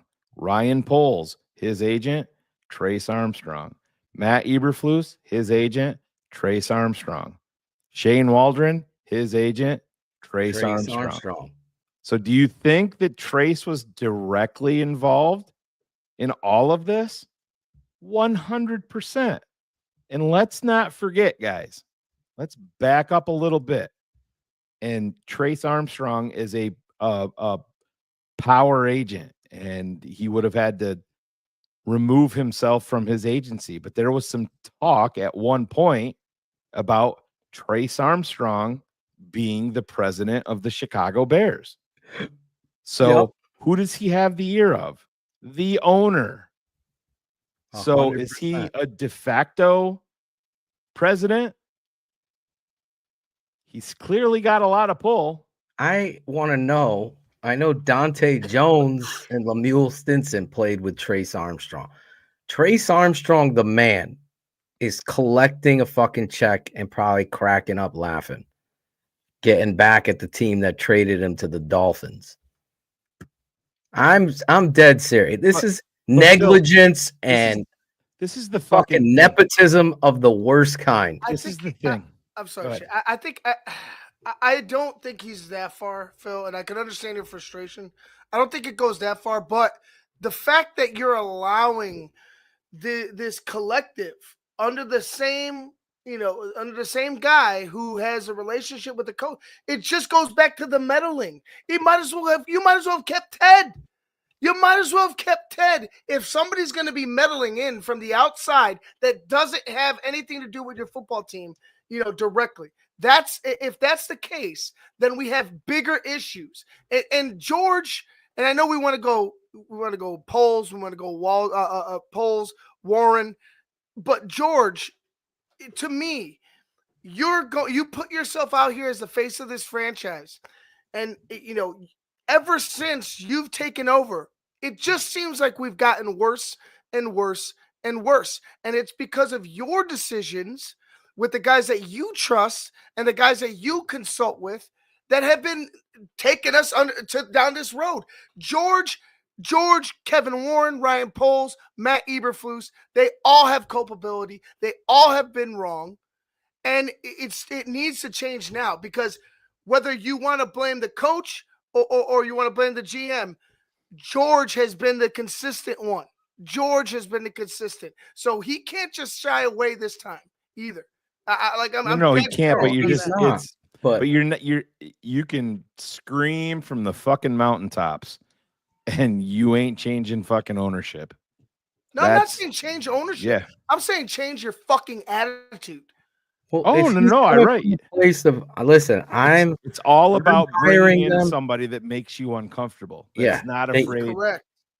I've said this for how long, Shane? And Ever. it's the reality of truth. If you're soft, like here's the indictment, guys. And I see people from all over the world checking in and watching. And I appreciate you fans so much. Like the real truth is coming here. If you are just a fan and you're not a football evaluator, taking you at your word, then you hire the right people that are football evaluators. And that's where he's going to have his parachute. Well, I hired Ryan Pohl. I have Kevin Warren here. This is what I'm doing. No, they all got to go to you to approve it. You were part of the decision to fire or hire Mr. Eberflus. You have not done that. You're afraid of firing Matt Nagy. You took that too long. You were a part of that too, George. You can't get out scot-free. So Ivan has a point there, because you wait till this isn't the McCaskey way. You're thinking that this is some sort of badge of honor that you are going to entice other head coaches to come here to the Chicago Bears because they won't get fired mid-season. If you think that's the kind of great badge of honor, then you are the fucking problem, because it isn't. It's the recognition that something isn't working, that you will do anything in your power. You will pay any dollar amount to get this fixed, because the X's and O's can be done by just about anybody. It's the locker room. It's the hiring. It's the completely teaching, getting down to the grassroots of football and holding everybody to a certain standard. All of that is not transpiring. It's to the point where they're closing the shutters on Bears fans paying $70,000 or whatever the fuck it was to have an experience with you. Close those blinds. Close those fucking blinds. We don't want them to see the fucking special teams warm up. You are so completely out of touch with football that you need to be a little bit uncomfortable with the next person that you bring in here. The Larry Mayers of the world, the tough questions at the presser, the swearing on Hard Knocks. Yes, with some of you laughing at me, going all in on how much complete, utter bullshit is. Now I see those same people laughing at me saying it as if you had said it. All of that culturally is what? It's a facade. Yep. It's bullshit. So you want to be transparent. That's what I want at the podium. That's what I want on the field. That's what I want. I went for the fourth down play because I knew we needed to run out that clock. I did not trust in the situation in a time that our defense would stop them. That's the truth. If that hurts someone's feelings in the fucking locker room, good. That's why I said it. Because football is an emotional game. Adam Rank said it on his show with us. I'm an emotional guy. Everyone was fucking cracking up laughing at Dan Campbell, making fun of the guy. I wasn't. because I knew he got endorsed by Bill Parcells. And there is no higher for me than Bill Parcells because he comes from the same school as I do. No fuck. I don't give a fuck about your feelings. I care about this football team. Your feelings are a part of that. If I hurt your feelings, we're going to talk about it later. But it's never an intent. The truth stings. And the McCaskies have not been able to handle the truth to the point where they're hand tying some of the media and the questions for fear that their credentials will be taken away. They can't allow our boy Greg Braggs to ask questions, but they can have Pat, the fucking designer, in there asking questions, but not Greg. That's the kind of shit that shouldn't even be. Embrace everyone that wants to cover your fucking team. You should be honored that anybody wants to cover this trash can. It's embarrassing how far you have fallen from what the creator of the NFL has become is what you are now, a complete laughingstock. I don't know Muggs Hallis. I don't know the separation of family and who has what on there.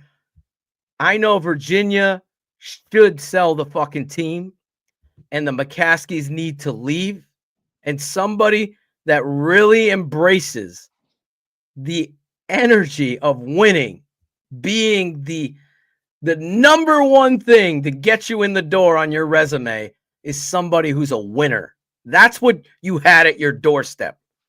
Jim fucking Harbaugh. What better? A guy that was a first round quarterback has won everywhere he's gone. But guess what, guys? He played for the Bears in Chicago and would know more than anybody what it would take to help Caleb Williams on this journey. But he's too crazy. Pay him $20 million. You don't care. You collect that in parking, for God's sake. It's an embarrassment. We're worried. The McCaskies will never hire and fire. They'll never fire. They could pay 300 coaches right now if they wanted. It's not about money. It's about being uncomfortable. And until you learn, maybe Kevin Warren is the screwball here. And that's why Shane is 100% right. I agree with you. That's the great statement. I'm giving Kevin Warren to this offseason.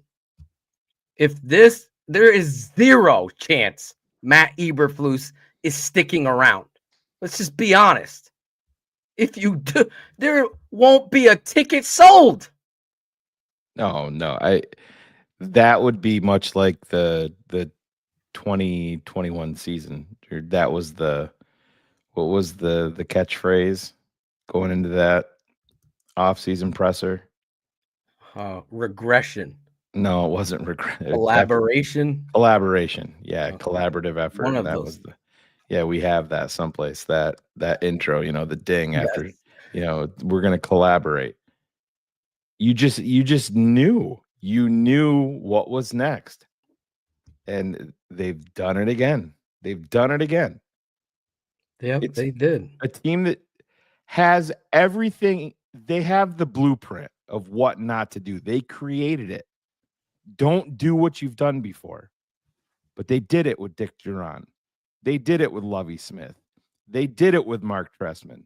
They did it with John Fox. They did it with Matt Nagy. They've done it again with Matt Eberflus in the way that they've been handling everything. And knowing our luck, they launch all of these guys and they go out and they hire an offensive line coach before they hire a head coach. Would that shock you? Would that shock you? They hire a special teams coordinator before a head. No, the insanity. It doesn't end there. I have I have pulled 13 head coaches that I know in college football. 13 of them. I said, and this is the question. I go, have you ever heard of a coach, a head coach, hiring an offensive coordinator Ever. Yeah. and pairing him up with a previous offensive line coach on a team, not even on your team, on a team? Guess what the answer was? 0.0. That would be correct, Shane. Not one single one of them heard of that ever in their life until I informed them about the Bears. Shane Waldron was hired because Matt Eberflus was afraid of Cliff Kingsbury. Cliff Kingsbury wanted 0.0 to do with Chris Morgan. True story. Didn't want him. Matt Eberflus is so intimidated by Cliff Kingsbury's persona that it possibly would take it out on him. That's why he's not hired. Because he would be the obvious choice. Like, what are we doing with this guy? We got this superstar quarterback, coaching and OC, and things are going well. He was afraid that would foreshadow, or he would be left to hire another OC, or the Bears fans. He's just intimidated. Phil, how do you just take a step back, and how do you sell yourself to your team in a game of football when it's, early August and it's 98 degrees out and you're tired and dinged up, and you're right in the heart of training camp. You're talking to your guys and tell them, football is a game of inches, and maybe there's a contract holdout. You're missing valuable reps, and every inch matters. Every rep matters. It all matters. Every second that you're not out here giving your all, that's not good enough. As a head coach, you do that. And then you see your lead dog, your head coach, your leader of your franchise, the guy that is dictating everything, your livelihood, go up to the podium and say, those 13 yards that we just gave up don't matter. Doesn't matter. Triple down on that. Triple down on it too. Imagine that. No, That's bro. where all of this is bullshit. Bro, that was like the fucking, to me, that was just like, is anybody listening to me now, like knocking on the mic? Like, is anybody hearing me? Like, there's so many fucking layers of ineptitude. Like the Trace Armstrong thing is so fucking easily bad. Bear Truth 9 breaking some news here. Yeah. This right here that we talked about before is so bad and pathetic that if you think that this is a coincidence, you're fucking the problem too. It's not a coincidence. It's nepotism. It's complete and utter good old boy bullshit. Let's hire nice guys. Keenan Allen, for all that's wrong about him, is right. He was too nice. He wasn't the right guy for the job. Who hired him? Right. Eberflus. He's nice and soft, easily fireable. It's so disgraceful. And somebody asked up here, was it true that they were going to put him up? I don't know. People, they were going to put Shane Waldron up top and not. Bro, when you're the head coach of the football team for how many weeks now with Waldron, not even game weeks, all through the offseason, OTAs, you don't have to evaluate shit. You just got your fucking ass served, embarrassed, And it should cut you like a fucking knife where you actually show some fucking emotion. But you don't. You're stoic. You're exactly what the McCaskies want. Fucking mannequin up there. Right? No emotion. No passion. But we're going to go up. No, we're evaluating. I'm evaluating. What did you evaluate? What did you go watch that decided that you were going to fire him 11 hours later or 8? You already knew. So yes, there is a possibility based on that dumbass statement and their actions that this guy was thinking, oh, he's a nice guy. George McCaskey. I don't really want to hurt Shane Waldron's family. Can you imagine sitting on it? Let's just say, listen, you're in the NFL, so you're a competitor. And yeah, I'm talking about when Shane Waldron was on the bench next to Caleb Williams. Can you imagine at any point after what you're going through on the field at that game, what we were there and saw, and fucking your reaction? I don't give a fuck what you're talking about. Your reaction is to laugh? Bro. Dude, I would have lost my fucking mind. I would have lost my mind there. When Waldron's laughing, you mean on the sidelines? Yeah, when they're sitting on the bench next to Caleb, and Caleb just is like, oh my God. God. Know, just is like, it's like, holy shit. I'm not built like that. Bro, I saw Keenan Allen laughing when they fucking fail Mary. You don't think that shit is happening? They don't care. Who is that? That's on you. Sit his ass in the healthy scratch. Oh, I don't want to make you can't. Yeah, you can. That's the problem, McCaskies. Let the coach set the fucking standard. That's the problem. You don't have a coach that has a standard.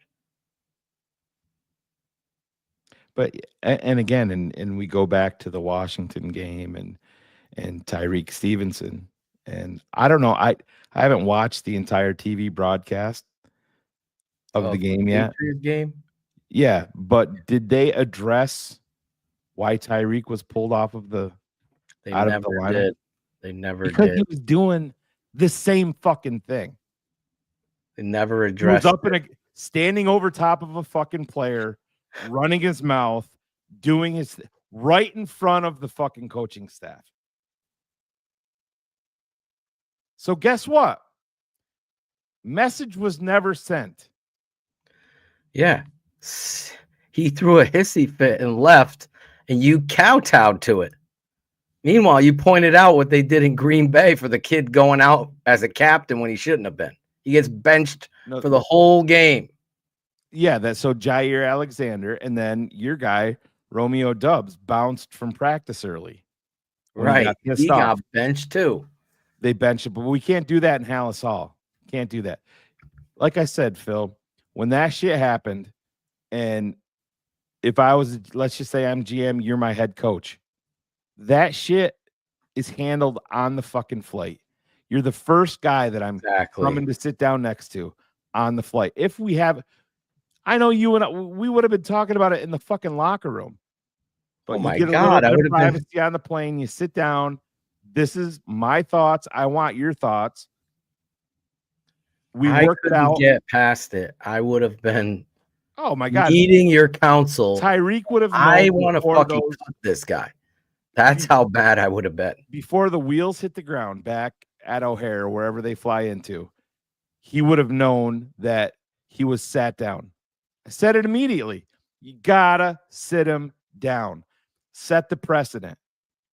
But this goes in and it shows you, Keenan.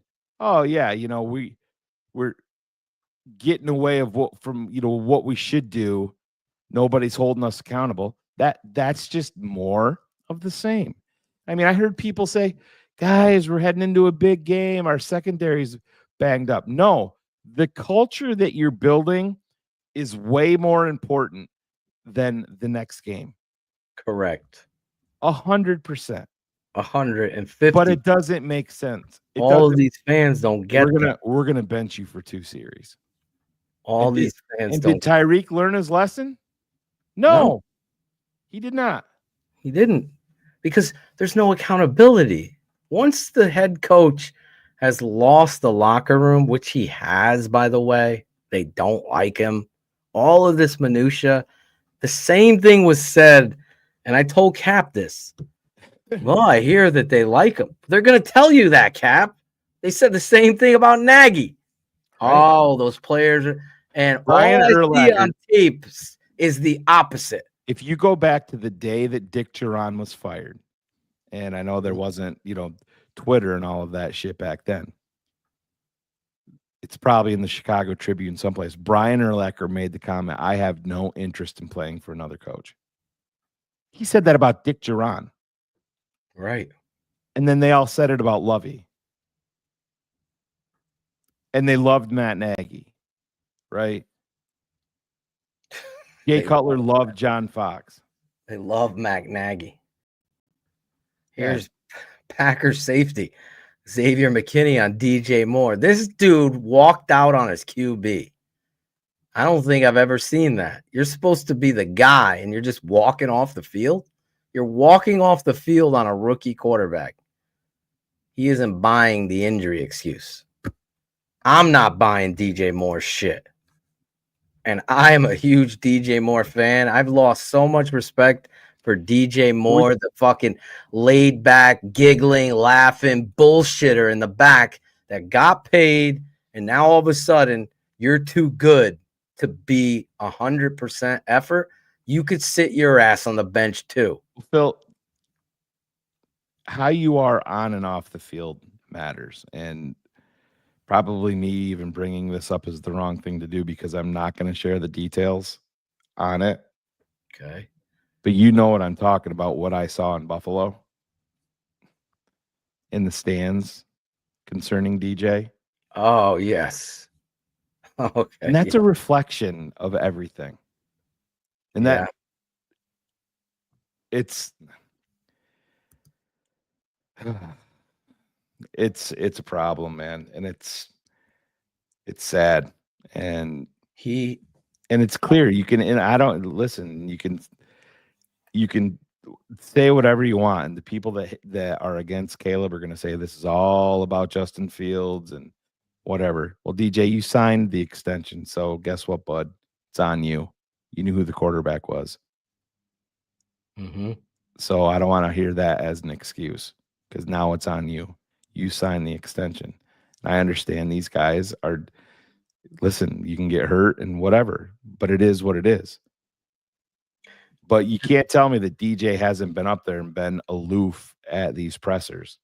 More so than he's always been a jovial, playful, not super serious guy all the time. But he's been even more aloof, in my opinion, this year. And little things behind the scenes matters.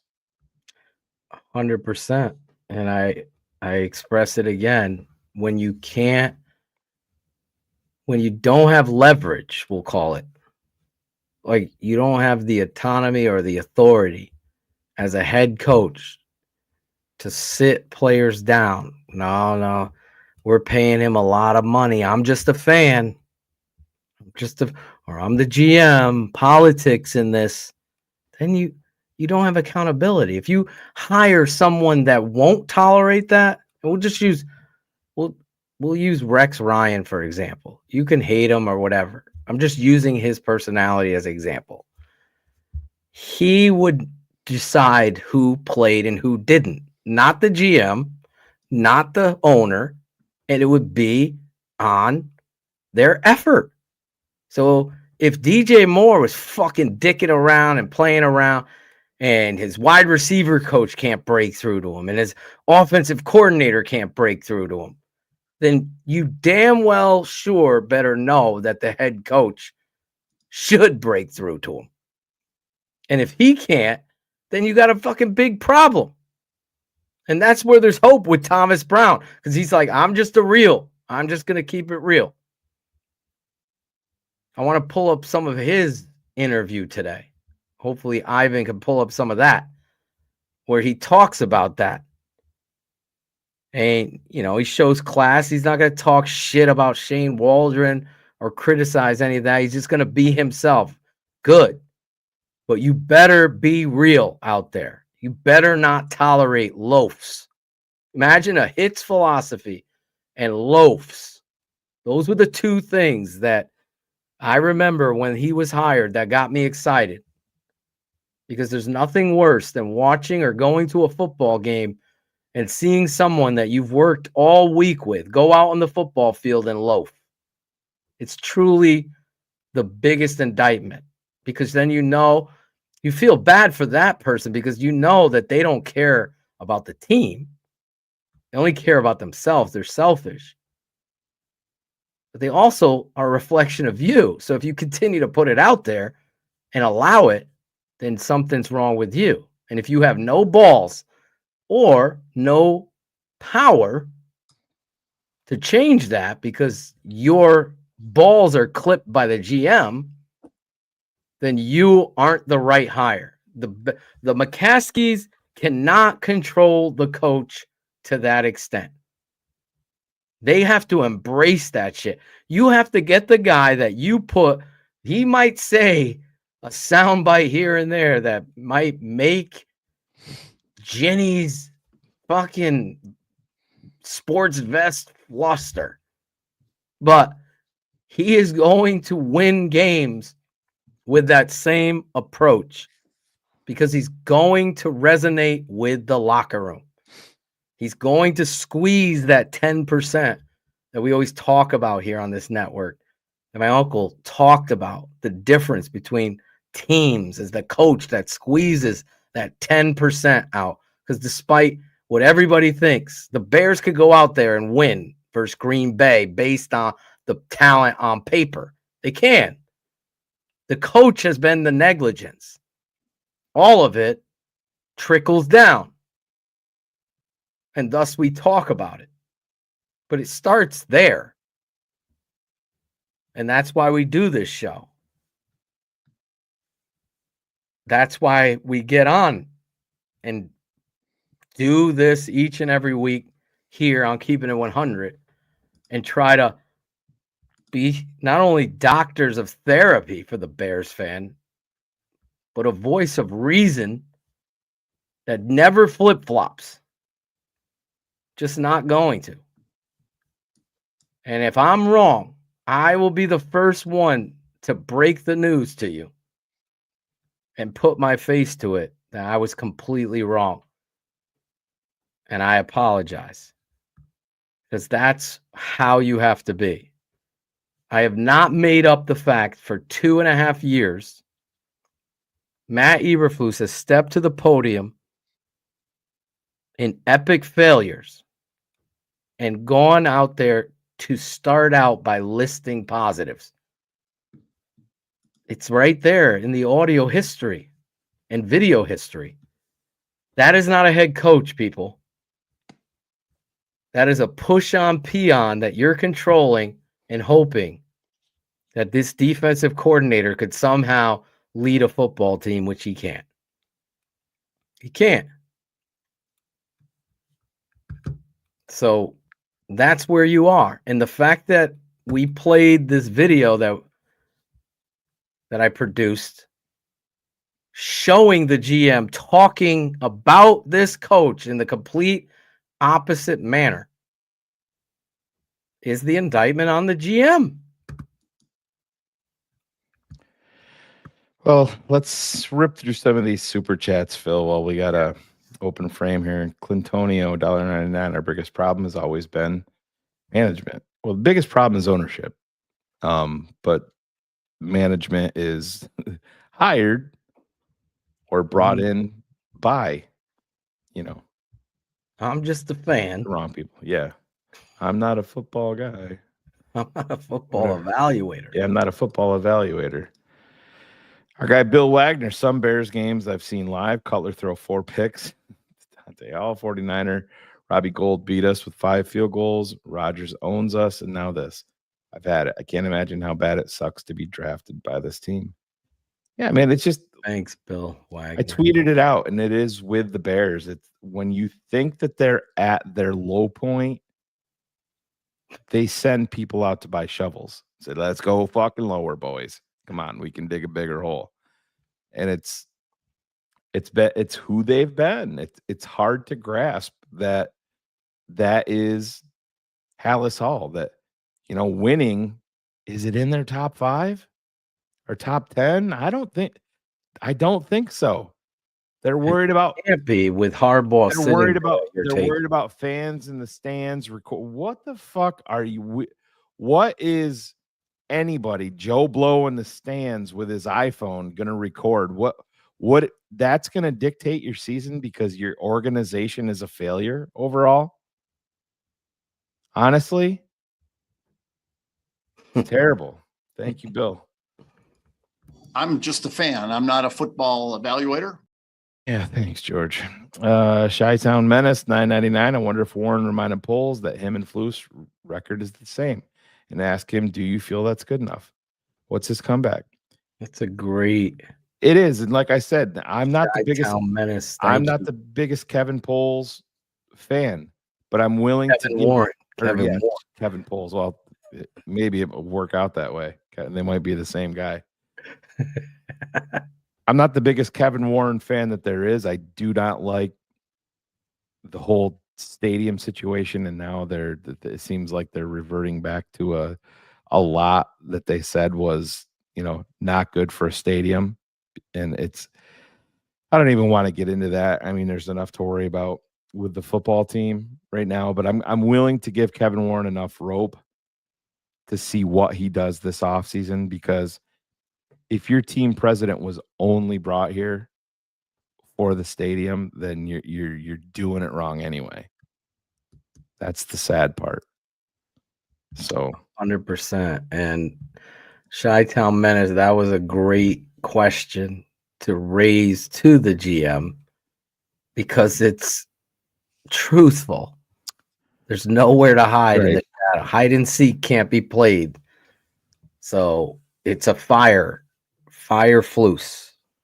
Chris R, $4.99. You can't tell me that Caleb isn't a little more gun shy because of Eberflus being in his ear saying don't turn it over. He needs to make mistakes. 100%. Yeah, I think that's part of it, and I think that Caleb is swimming a little bit. Part of it. Yeah, I'm not saying it's the big part. Caleb needs to be better. Like I said, so the first series, we're sitting there all together, and you see DeAndre Swift wide open, and everybody in our fucking section's like, throw it. He was there. Stumped the ball off. It's DeAndre Swift. He's pretty good with the ball in his hands, especially in space. He had him. Caleb just sat there, and then ended up getting fucking folded up. So it's all of it. It's all of it. I mean, it starts with the head coach. Caleb's got to be better. We know the coach sucks. We know the offensive coordinator was a sham. The guy that you hired to put with your number 1 overall drafted quarterback, the CEO of your franchise, you fired after 9 games. Correct. Great job, Ryan Poles. Great job, Matt Eberflus. Someone will draft a tweet that'll say that, and it'll go viral because it's an indictment. Here's your plan going in fully knowing you're taking a quarterback. This is the guy you decided, and you fired him after 9. Should have been fired after 3 games if you really want to be technical. But should have never been hired. Hector Zambrano, $5. Thomas Brown has extensive experience as a running backs coach prior to being a pass game coordinator. I'm expecting a lot of run plays from now on. Hey, that's no problem with that. It's going to help out your offense. It's going to help out your quarterback. Well, proves that I'm not expecting anything more than what we've already seen because that's how this team works. I'm in full-blown prove-it mode. I'm not picking these guys another game this season. I'm not. I'm just not. They don't deserve it. they are who they are, and they're the Bears. They're a laughing stock of the NFL. The worst team in pro football right now. I said earlier that they're better than the Patriots on paper. They're not on the field. They're just not. They're not. They're a sham. Did you hear? Yeah, You go ahead. heard Jalen Johnson say that. Yeah. Like Patriots, I mean, we're 20 times better than them. The score should have been flip-flopped, if not more, in our favor. Well, how do you explain it then, Jalen? Gribon, $5. We should have called Fields a very special running back that can throw. Teams would have lined up to trade for that. I don't even feel like touching that with a 10-foot pole just because my DMs are filled up enough with in text from nonsense. Mo, $4.99. I'll say it for you, Shane. TTNL is bigger than what people think. I appreciate it, Mo. Thank you, Mo. Appreciate Mo. Hector Zambrano's back. Olin said on the postgame show, the tape doesn't lie. The panel looked at him funny. Well, listen, we didn't make up the phrase. It's been out there for a long time. And yeah, it used to be the eye in the sky doesn't lie. That's kind of where it all started. And listen, Olin knows. He does. I think a lot of these people get uncomfortable with us because at the end of the day, we've been right.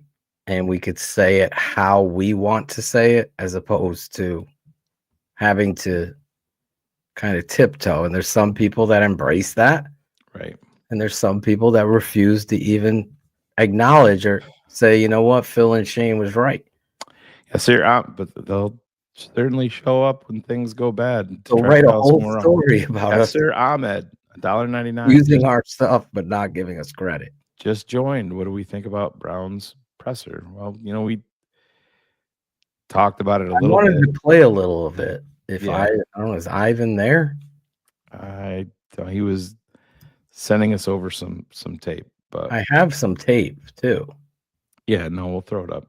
And then I know we'll do that, and then we'll talk about the meetup and stuff like that, because I know people were wondering. But yeah. Thank you, Yasir. Winnebago Bear 95, $4.99. I tried to sell the team chanting at the game, but it never took.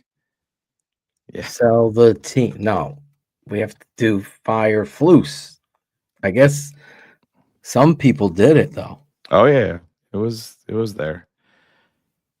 Fire this coach, draft Will Campbell. Well, you might be, well, depending on who has the number one. I mean, if New England Patriots have the number one overall pick, you might see an offensive lineman go number one. I don't think there's going to be a lot of teams scrambling to trade up for any of these quarterbacks, and even as good as Travis Hunter is, I'm not giving up a bunch of draft pick compensation for a wide receiver / cornerback / playmaker. I don't know how you feel about that, Phil. We got a long way to talk about that, but Caleb Williams, a rookie quarterback that is having his mental fortitude tested this season, will only make him stronger. Going to take his lumps. 8 and 9 is a success this season. It's about the foundation. Don't 100% agree with that, because you have to understand, you don't want to ruin a person's confidence or take away who they are as a person either. And unfortunately, negligence in coaching could lead to that. Do you want to do this now? Yeah, let's get into it. We'll give you guys that are non-TTNL patrons a little look behind the scenes of what we do for our patrons. You're entering the doctor's office. The doctors, I forgot that's up there. Yeah. So obviously, bend over, grab your ankles, and let's get to work. 3rd and 6. Shane, you get to see the new feature here on this. Look. Yeah, we were talking about it. Yeah. So, Finally. Very happy with my guy. All right, 3rd and 6. We're going to run a choice route here.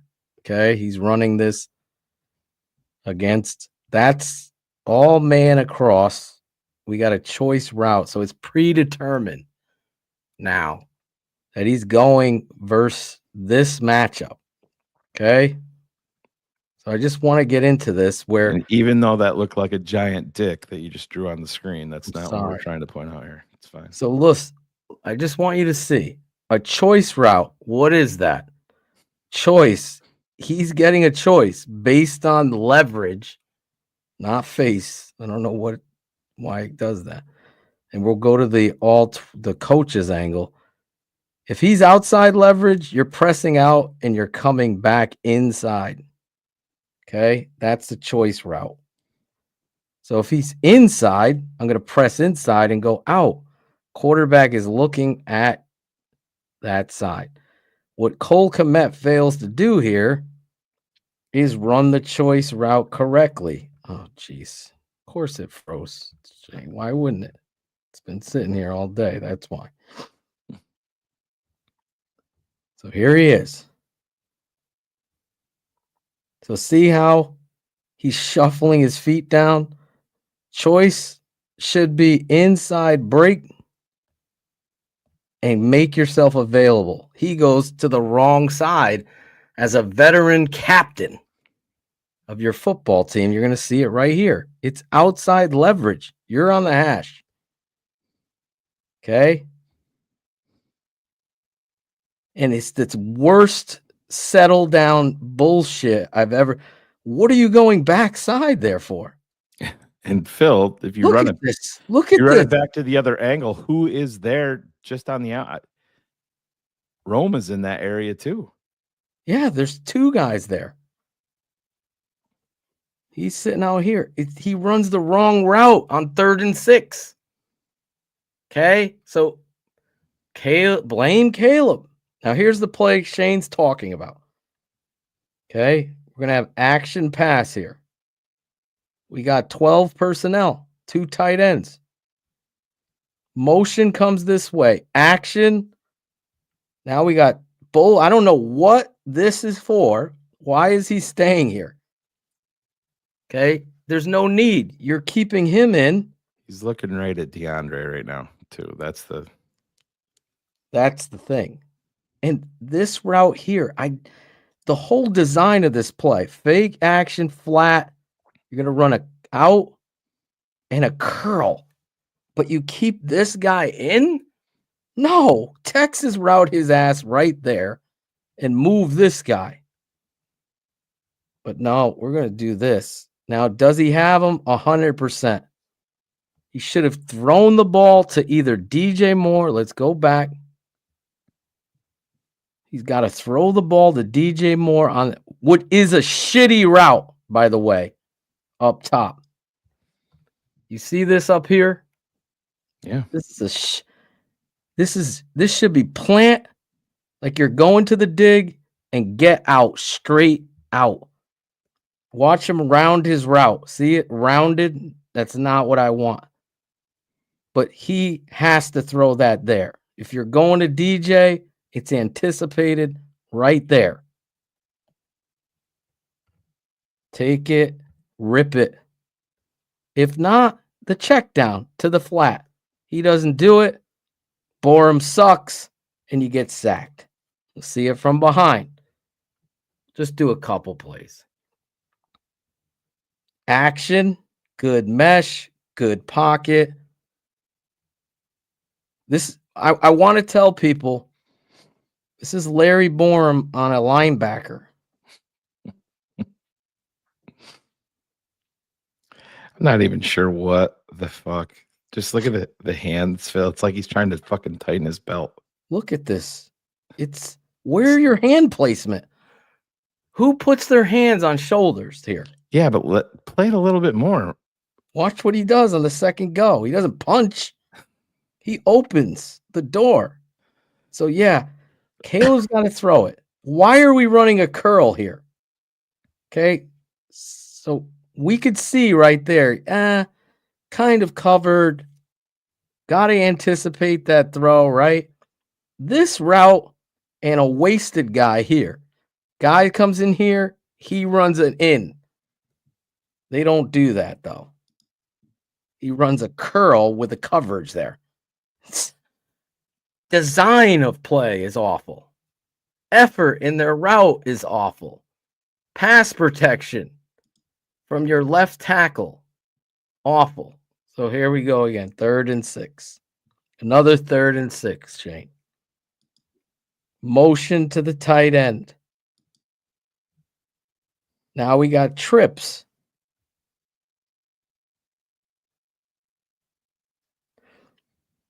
This is all the sacks.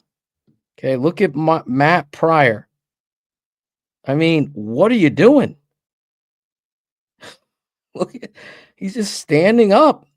Hold up.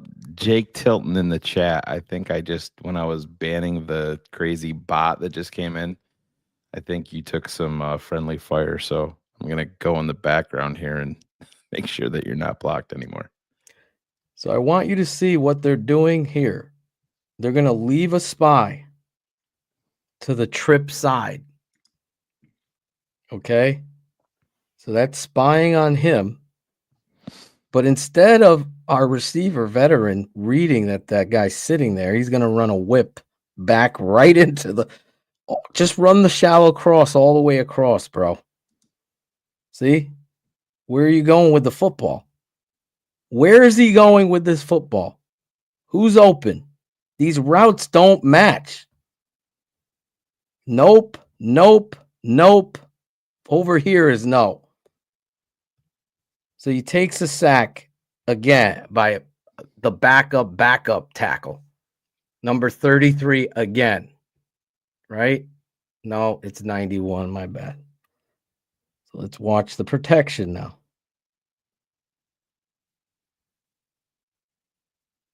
Okay, where is anybody inside? Keep coming. He's trying to go to this side. It's not there. If you're coming across, he hits you on shallow. You got a fucking spy there. Unbelievable play design. And people want to know why he takes sacks. Yeah, it's on Caleb. It's on Caleb. No, I'm not putting this one on him. There's nowhere to go. Look at this. Jake is now back. Sorry about that, buddy.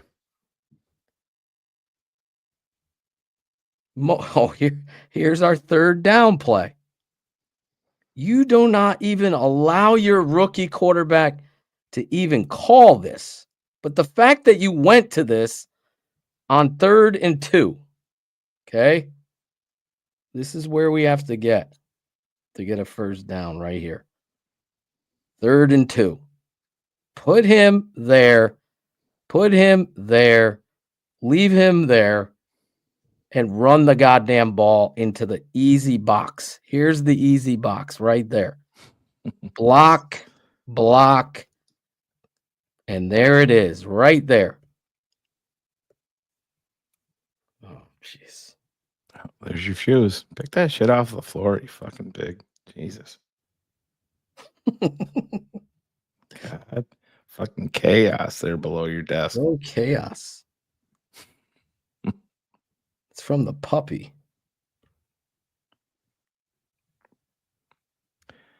There we go. Can't believe it's free. Gotta tell this guy. So you see what ends up happening.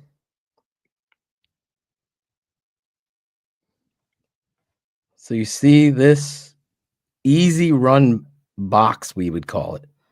He's got leverage on the nose. He just has to turn him out.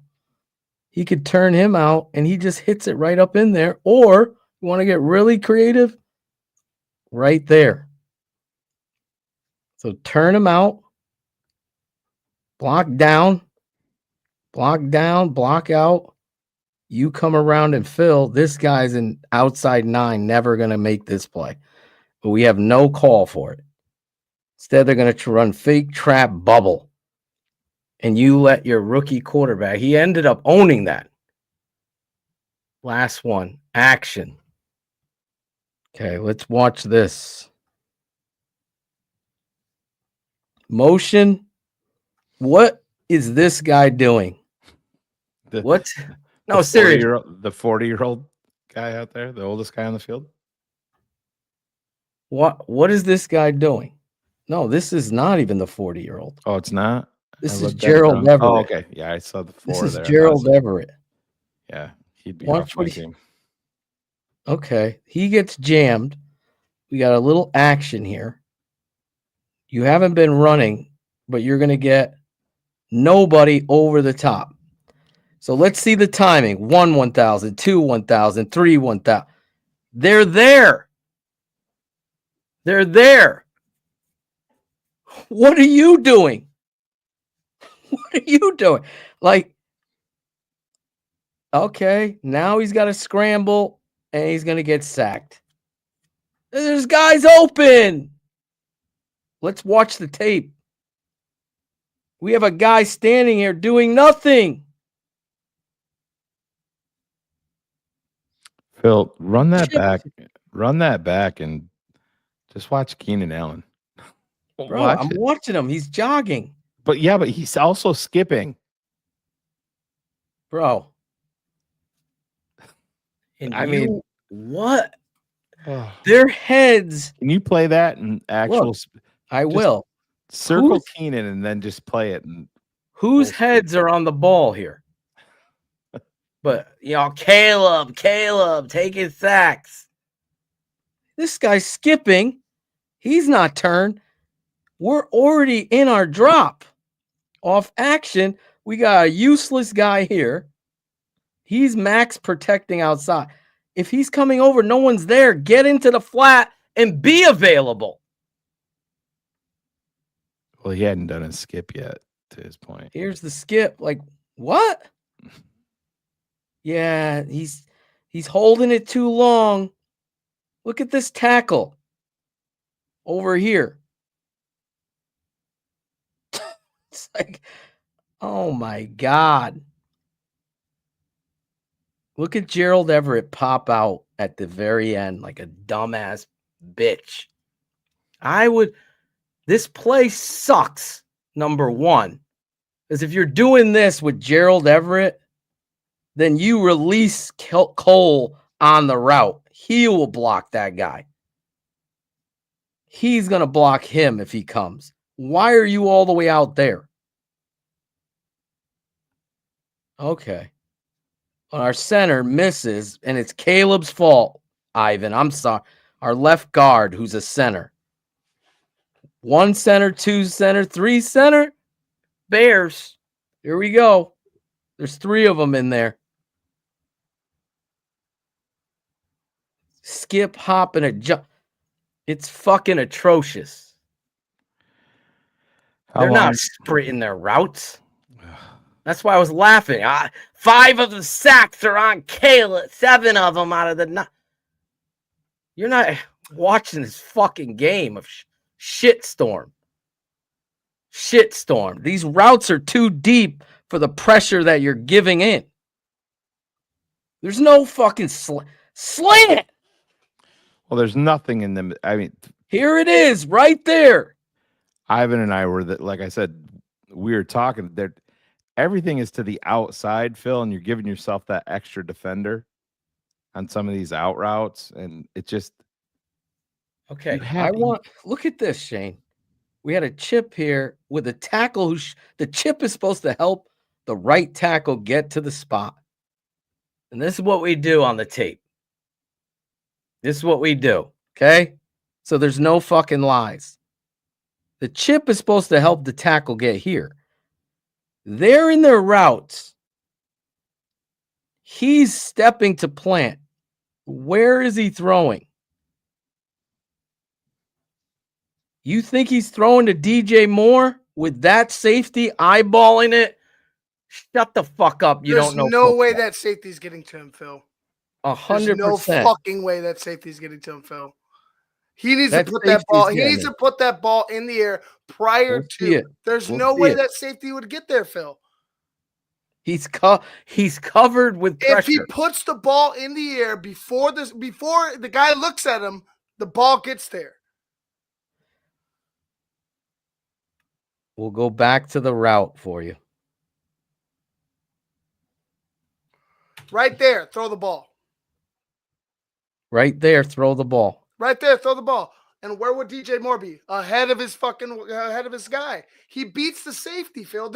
Listen, it's not all on Caleb, but Caleb has missed some throws. I would say pressure coming with a missed block here. Backing up, doesn't feel it. That's what it is. And the safety's waiting on it. He's just waiting. Everything else is too deep. I agree. The play calling and the play designs are crap. But there are times where Caleb Williams has an opportunity to hit the guy in the flat right away, and he's waiting. I agree. He's waiting for him to be college open. There's a lot of times deep into deep routes, especially where he's waiting for them to turn around. This is chaos in here. Right here. But Caleb waits for his receivers to turn around and look at him before he throws. That's an issue. All of a sudden, it's an issue now. No, it wasn't an issue against Jacksonville. I'm telling you, because he was able to do it. Because third string tackles. You have no concepts here. This route concept, okay, I'll be willing to talk with you about this. Okay, let's see how many step drop he is off of gun. This is pro gun. Pro. One, two back. Run it forward just a little bit to where Ivan is saying to rip it. And then right there. Now. So okay, so he's still in his drop, Ivan. That's too deep of a drop then. No, like that's the play call. That's the design. That's what I'm saying. There's issues with design. There's also issues with you can't have it both. If yes, someone's you can have it both ways. You can't have it both. Yes, you can. Yes, you can. If the offensive coordinator is not coaching it up, Phil, if he's not coaching it up and he's coaching up his design, the design of the play doesn't correlate with the drop, then he's doing the drop as it's designed. Then, with pressure in your face, with the safety staring at it, he's not throwing it. Sorry.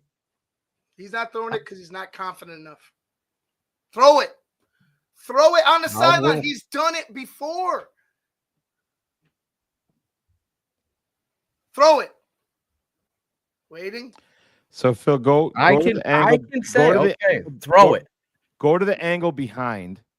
So where did he stop his drop at the 26? Oh, I gotta count the drop again. I want to count the steps. This is their design now. 1, 2, 3, 4, 5 step off of a gun. Because look at these routes. This going here. Where's the other route? This is also. So you got 2 fades and they're off coverage. Safety's playing over that hash. So as a rookie quarterback, I understand. Even at his 5th step, if he ripped that immediately, Phil, at his 5th step on that drop, if you look at it right here, so he's going to drop back to the 26. He can rip that there. I honestly I can believe in it. I'm 100%. You see this? For Caleb. I'm 100% for Caleb. I'm not saying it isn't. I'm just saying there's times, especially like right here, he does have pressure in his face. Right. You're going to expect a guy that you made the franchise quarterback to make that throw. And I think play design also with Caleb's inexperience, it has a part of that. But it still doesn't take away the fact that he has to throw it. Ivan, I think your mic is not plugged in all the way or something. It's super staticky. What's that? But listen, it's better now. The reality is, irregardless, let's look at what's going on here first and foremost. Left tackle, what kind of fucking coaching and technique is that?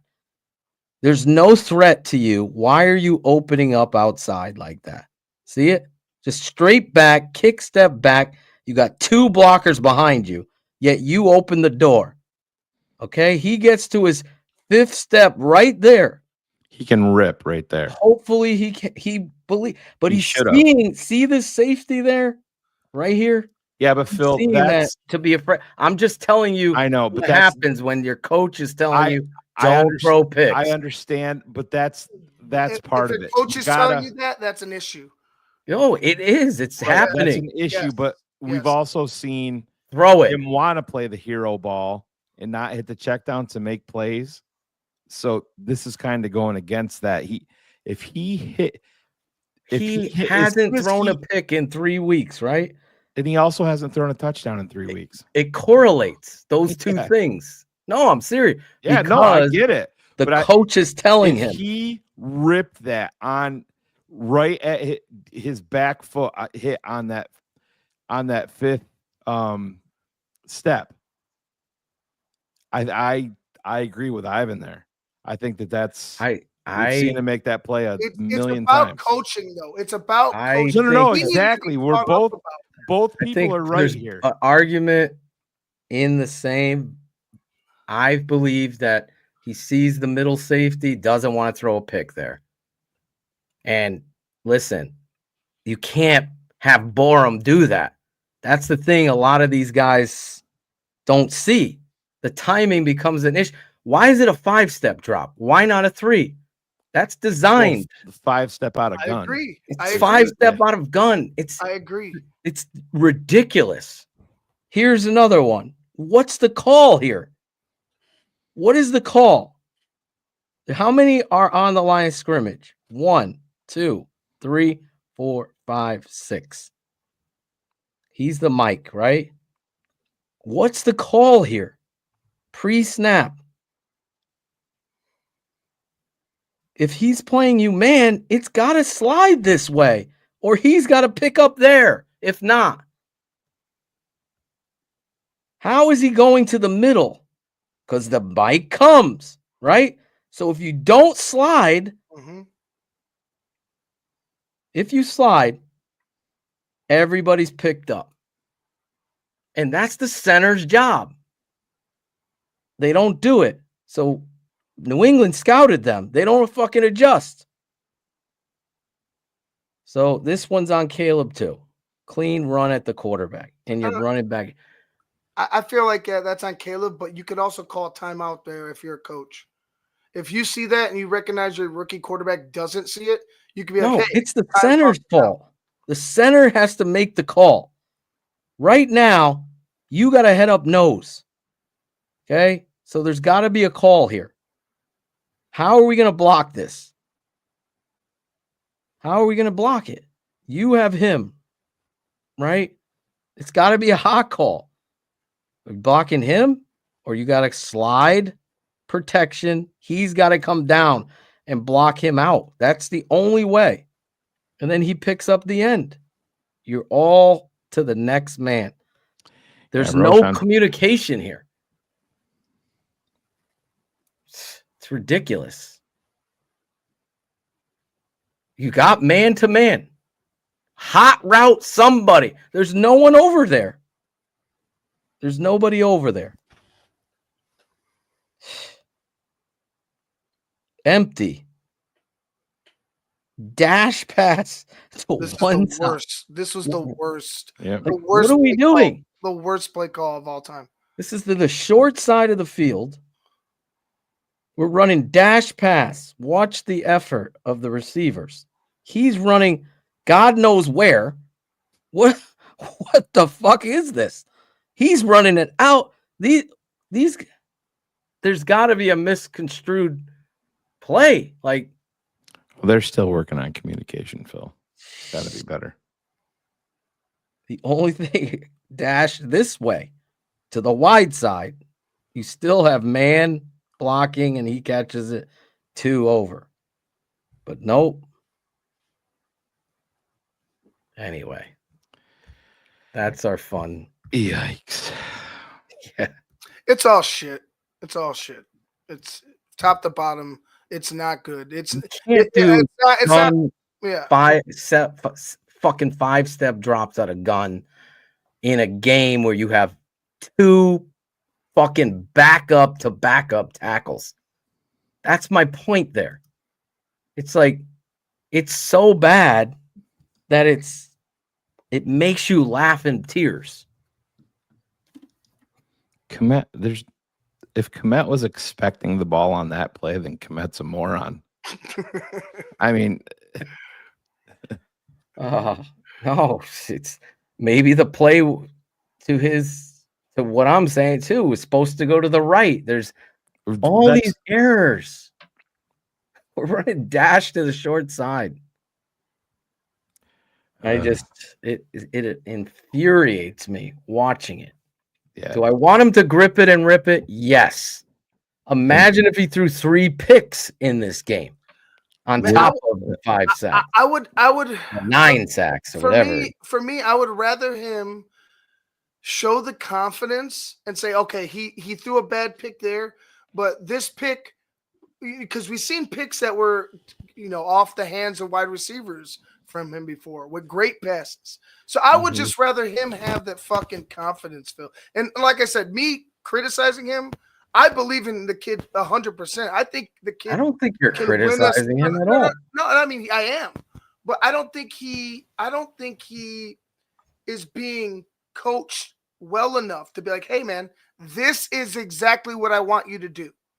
Check down the touchdown. Stop trying to be a hero sometimes, because there are those instances where he does it. Not saying that it's all the time, because he does have times where he's under duress. But Caleb Williams, he has all the talent in the world. Just get him the fucking right coach to mold him. He needs that. We're gonna see a lot about the direction of how the rest of this is gonna go. I mean, I think we know how it plays out, but like if Thomas Brown comes out and features Keenan Allen in this offense, then it's just wrap it up right there. You can't take the playmaker out of the playmaker, is my point. But you have to put the playmaker in protected situations. I just showed you 3 plays that were designed to be max protect that were wasted. But Phil, just name a couple of plays that are simple plays to get a quarterback. Get the confidence. They ran a simple play in the game. When you have but I'm just Odunze on the wing and he runs underneath the zone play. And how many times did they run it? They ran it one time. One time. That was the one that you and I were sitting next to each other, and you're like, "Fucking finally, let's go." USC ran that play at least 20 times. But slants in a game, slants. Right.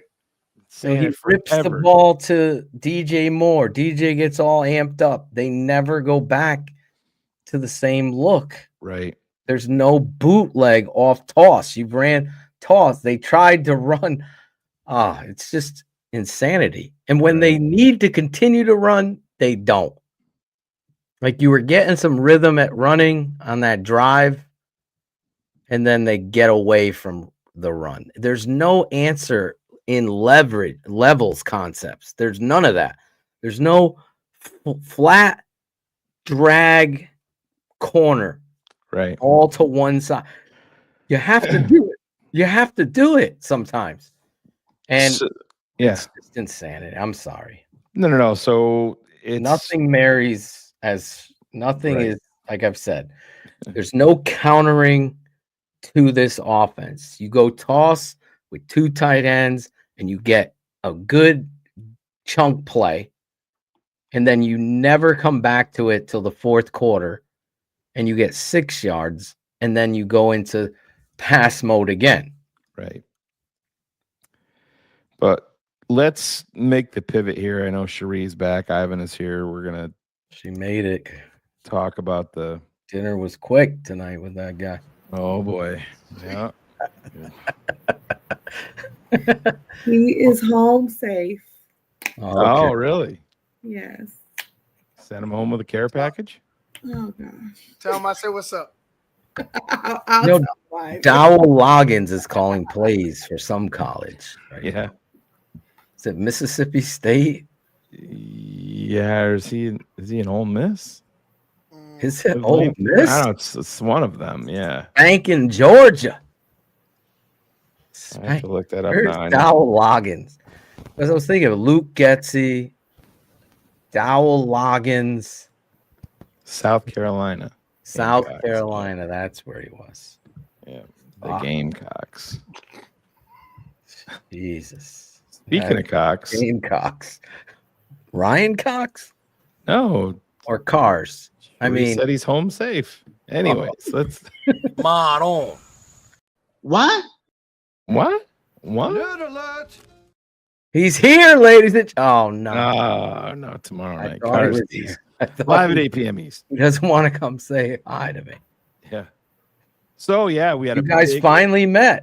big Speaking of that. TTNL weekend this past weekend. Yeah, Riley and I landed in Chicago and had to communicate like we do with Mr. Ivan Vargas down there. It was pretty smooth transition. We jumped in the car. Ivan missed a couple exits, but we're not going to make fun of him for that. It's fine. All right.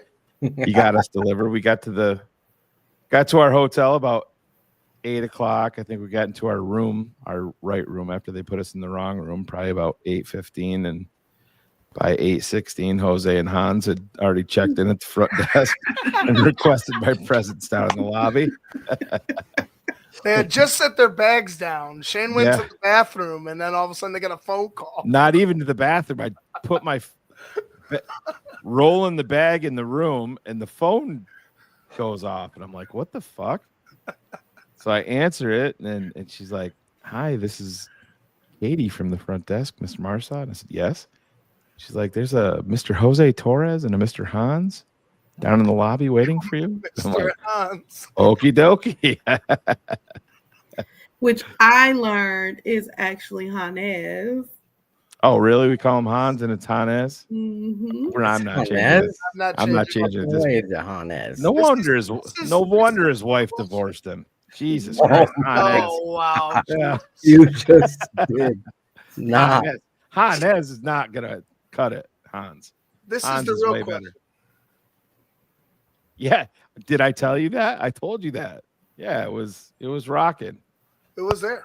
I told you. Well, Hey, look, we'll I show couldn't you. believe Riley thought I was going to shave it. Yeah. There they are. There's the picture at the group. Mr. Larison. Miss Jimmy. Shorty there. There's Cars, Sean Stewart in the back, the tall guys. That's me and my son Riley there, and then Michael Feldner. Sean Stewart and Mike Feldner were the two guys that won the tickets. And you guys don't let us fool you. United. Those smiles are all fucking fake. All fake. We were all pissed off. Yeah, because that was after the game. Yeah, it was. Gosh. You could see my phone was about to die, so thank God Cherie had like this little battery bank. You see me holding on to it with the cord there because my phone was about ready to die. But no, let me take that down. But no, man, it was, like I said, it was a long time coming for me. I had some shitty family luck the last couple of years. Yeah. Getting there, and like I said, I was super excited to see Ivan pull up and get settled in. We didn't really do too much. Hans and Jose wanted me to go out, but I was there with Riley there that first night. So Riley and I went to dinner that first night, and then it was pretty much game on. It was game on Saturday around, I don't know, Ivan, what was it, around noon? Yeah, I guess. Yeah. We went for pizza, but then it pretty much turned into an all-day drink fest. All I heard was, "Hey, Ivan, you want to grab a pitcher of beer?" That was the floodgate. Last thing I remember was that They were already gone by the time I got to them. Oh yeah, we were pretty well into the bag. I said to my son, I said, "This is you haven't seen old Dad like this too much." And yeah, so what was it? Was called Michael's? Is that where we were? it was Michael's Pizzeria was the first place we went to. Yeah. Big time props to Kerry Franklin. He essentially hosted it all, and Kerry, out of the nicest person ever. He hooked everybody up. Not pictured there, yeah, but hooked everybody up. But it was Riley and myself, Ivan, Kerry Franklin, Alex H was there. Kerry's friend Christian, who was a New England Patriots fan, was there. Yeah, he did. We said that. We literally told like it's Christian's fault that we lost the game.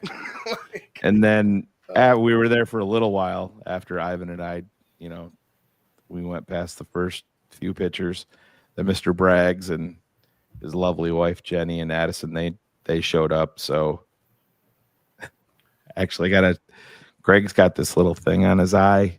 We took care of that. Ivan and I did. So Greg walks in. So he has this like, I don't know what it was, but I thought it was almost like a sty, but it looks like a white head, and he's had it for a while. Had it for a while, and then as soon It as was so funny because Ivan brought it up right when I was going to fucking say something.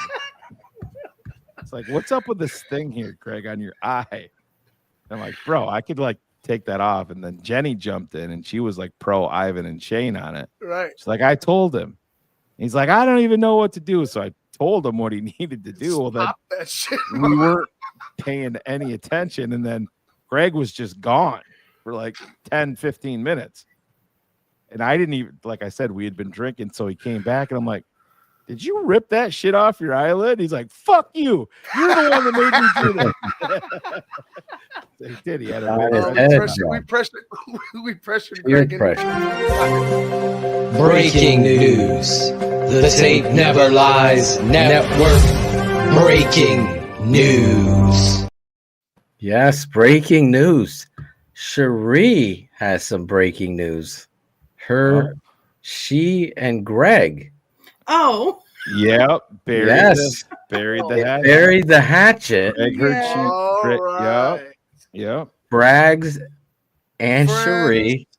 How many of us have them? Friends. Cherie me and Greg are good. There so you we go. talked it out. And So Cars now hates Cherie, and Jim Larison hates Cherie. I'm proud of you, Cherie. There's too much negativity in this world. As soon as Greg got rid of the eye sty or whatever the fuck you call that, yeah, Cherie's like, fuck it, I might as well. I might as well be friends with him. Poor guy. I'm trying to bring up some video here that I can. Yeah. So we You left. guys should have something prepared tonight. It was there's Ron G usually produces some. Yeah. Ivan Shout did. out to Ron G. He was there too. He was. Ivan did not film shit. Ivan drank. He didn't produce anything. Yeah, we weren't. Ivan. Neither Ivan. Always critical. I wasn't in the position did to nothing. produce. I wasn't in the position. Ivan and I position to weren't produce filming at all. shit. I was pulled in 1,000 different directions at the bar when we finally made it to Crossroads. You have to get a camera person with My you. son kept running behind the fucking bar. Bo was running the bar there for a little while. Bo almost knocked me over a couple of times. And he, Big Bo could play left tackle better than Borum. He's a little bruiser. Borum can be replaced by Bo. Please don't put Borum. Bo something else. Bo Borum. No. But anyway, Bo was knocking people over. He's knocking Cherie over and stuff. So. So I got a video that I'm just currently uploading. But no, Ivan, we left. Well, I said to Ivan, I said, we're going to go. Can I just ride with you? This is Friday or Saturday? It's Saturday. So then you guys go to the Crossroads. Well, no, we had a pit stop before that. Wait, you have a pit stop? Oh yeah, that's when we all fell in love with the Somehow bar. they ended up at a bowling alley. I was like, bowling alley? Where are you? No, there was Acevedo there. Well, listen, we got diverted at the bar where we were the second place because. Oh, you're talking about Lucky Strike. It's all because of Lucky Jose Strike. Torres. Yeah, we went to Because of Lucky Strike Wrigleyville. Yeah. The bartender there, Greg's Oh. like, smoke show we called her, and she was. I'm like, They tried to hook you up, Shane. She was a looker, and we were like, "Hey, man, this guy is my son needs a mom."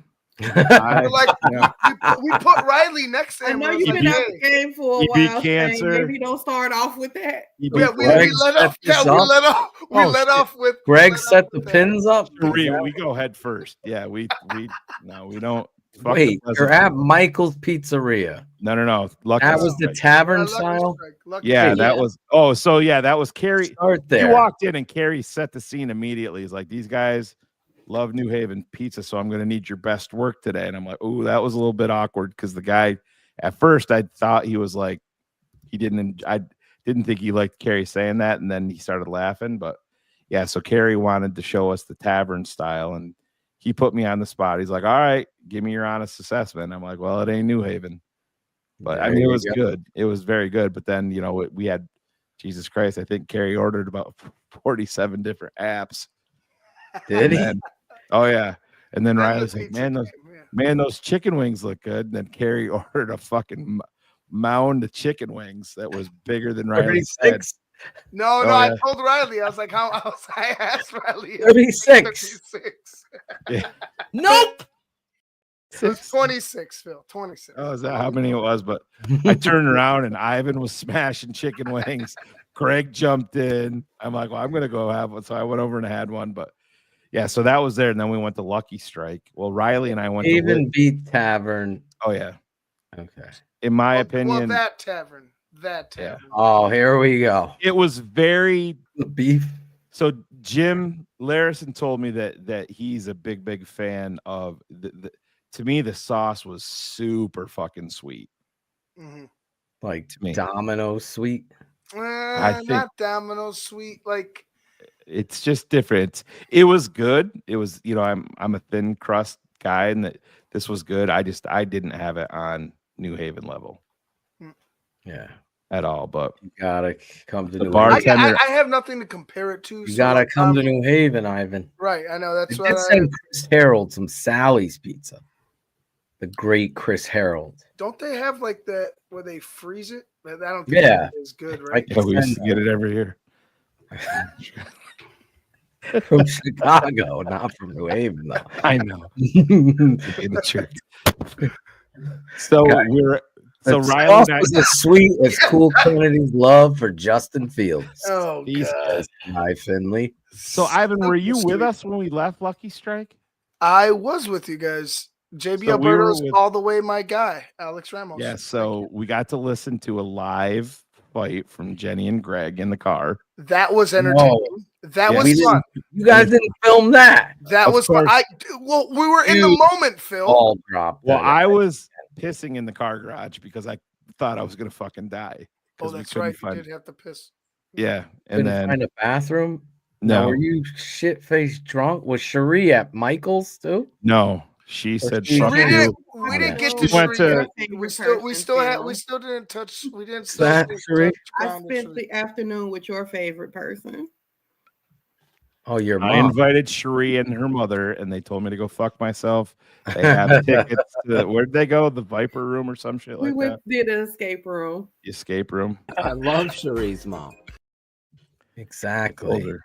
Can't believe you went to the escape room and not the manscape room with the boys. Oh, believe me. Yeah. Ivan's mustache, Greg's eye. Cherie gave me the manscape read in person. Crossroads. It's like, hey. Anyways, but we'll get to that. So Carrie Franklin buys Alex a H. lot to drink there. Yeah. Pitchers of beer. I don't know or how many like pictures shots? we went through, but it was It was more beer at Michael's. well, somebody poured beer, Greg a beer, and he's like, yeah, I'm not a beer guy. So then he started getting into the Rums and cokes. yeah, the whiskey and everything like that. So we were having a good time, talked to Addie, Jenny, and then I didn't realize at that point that Barb was coming. Greg's mom was coming to meet us at Amazing. Crossroads. I actually was the first person to meet Barb outside because I went to go smoke, of course, Yeah. with Jose, and she was crossing the street. I was like, "Hey," I was like, "Oh, Barb, like, hey, nice to meet you. Everybody's in here." She gave me a hug, sweet lady. So we finally got parked, and that became a whole thing. And then we started to walk to the bar, and Jenny's like, Greg, you need to move this fucking car. You didn't, you didn't leave the guy behind you enough room. And he's like, Jenny, it's fine. Oh, I love it. So I can't believe you didn't film this shit. Ivan and I were like, yeah, you should probably move it, Greg. So he's like, all right, I'll move it. He jumps in, he moved it like 3 inches, maybe. Yeah. Maybe I don't even know if You're all in Greg's car? in Yes. Jenny's Yeah, SUV. yes. Yeah. Jenny's. Yeah. So Jenny's. it was me, Greg, Ivan, Riley, and Addison. We're all in the car. Which let's pretend there was no kids in there because we were all hanging out at the bar drinking. But anyways, that's Cherie's fault. She didn't show up to take care of us. Nice job, Cherie. Wait, then So- you leave from Michael's to go to this bowling alley. Is this where it's parked? So wait, we're past the bowling. they went into Lucky Strike. Riley and I went into Rally House and Lids. That's where I met the dude that knew who you and I were, Phil. You guys are downtown. Yeah, No. so No. it's out We're by in Wrigleyville, right? Yeah, Wrigleyville. We're right next to the stadium, like literally across, really? across the street from the stadium. That's where Lucky Strike is. Correct. Yeah. Yeah. So they went in there. Riley and I went into Lids. Got you. And $300 later, we got out of Lids because my Bears got you. Went all the way to Chicago to buy a fucking Dodger jersey. Not me. Nice No, that was my job, You bought a Riley. Dodgers jersey? Nice job. No, Yep. So, we got some sweet hats, though. I'll tell you that. he got what he wanted. That's cool. Yeah. So then Riley and I walked up into Lucky Strike, found these guys, and then Who was in Lucky Strike? Ivan, Greg, Jenny, and Addison? Addie, and then Addie was playing games and stuff. Oh, the video. Yeah, I mean they have everything there. There's Eddie bowling. and Jenny were playing video games. Me and Greg were at the bar. Oh, you should have seen the dude face fucking the dance party fucking video game though. Remember that dude? Oh my god! Addie Dude, wanted to play some fucking bad. He's like, I'm still here. He's still here, and he's taking up both spots. He's playing focused. old fucking. Oh, bro, it was like It was crazy. Angelo at an all-you-can-eat buffet. I'm not even kidding you. Yeah, it was crazy. He was all about it, and he was 72 horrible. wings. Yeah. 72. So, anyways, either way. we had a few more drinks there before we left for Crossroads, and then, like I said, we got to experience the Jenny Braggs and Greg Braggs fighting on the way. And of course, I Yes. remained silent and didn't instigate anything the entire Sure trip. you didn't. You know, he was a perfect angel. I was. I'm like, Greg, do you want me to tell her to pipe the fuck down back there? I did say that at one point. Greg, does this happen a lot to you? She beat you when we're not here. So then we get parked, and we went down through where CHGO has their offices, their studios, yeah. And then that's where actually we ran into Greg's like, I don't know where the hell my mother is, because he told her to pull over to CHGO because they have a private garage there. Well, she pulled down, it's an alleyway, so she pulled down. It's pretty tight quarters getting down into the garage. Well, Greg did not want Barb doing that. So were you there with us at that point, Ivan, or is that when we came back out?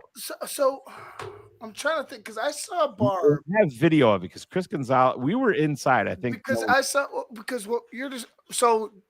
Did you see Barb first, or did I? Because I remember seeing her. I saw her out of Crossroads. I can't remember. I can't remember that, but I remember that Greg and I and Riley went into CHGO because Greg forgot his keys, and then they have a keypad, and then we had to go down into the garage, and Chris Gonzalez, patron, was driving Barb's vehicle down into the garage, and this is Greg directing him, and then we get a play-by-play.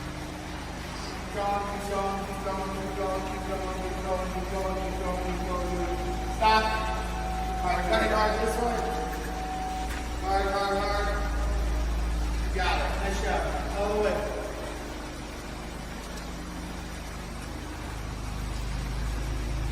Good job. All right, roll up the windows and then you're good. Thank you, sir. Man, Give us the recap. That was a lot. Recap. First, we had to get my mom off the street. She was parked on the curb.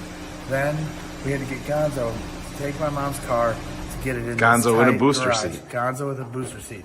Then my mom disappeared into the night with cookies, and then Gonzo was able to correctly park this into this garage. Not easy work. And I had to juggle all this. Meanwhile, Shane and Riley are literally ready to pee all over my studio. So let's go. Tell him. See,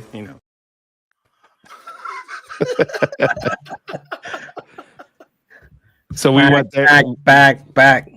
We went up into CHGO and met some of the CHGO Bulls guys, not Will Purdue, Ivan, by the way, because you were not with us there. I remember I that. was not, and I'm actually glad that you didn't get to meet Will Purdue without me.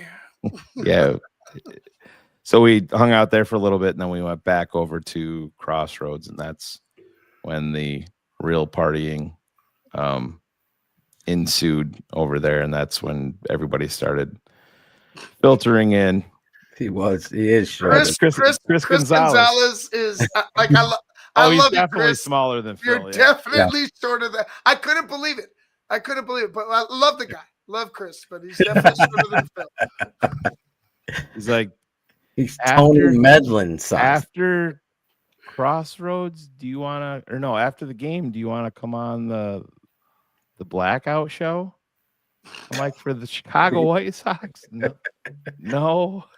I'm like, I'm a Dodgers fan. You guys don't need all those fucking wins in the fucking White Sox show. But yeah, he was there. So yeah, we get over. Cherie, you were fashionably late, I think, right? Yeah, so Sandlin was messaging me to let me know that everything was set up. Wasn't by the way, anybody let me butt in yet. here. So Greg was the one that offered up Crossroads. So we kind of left it in his hands.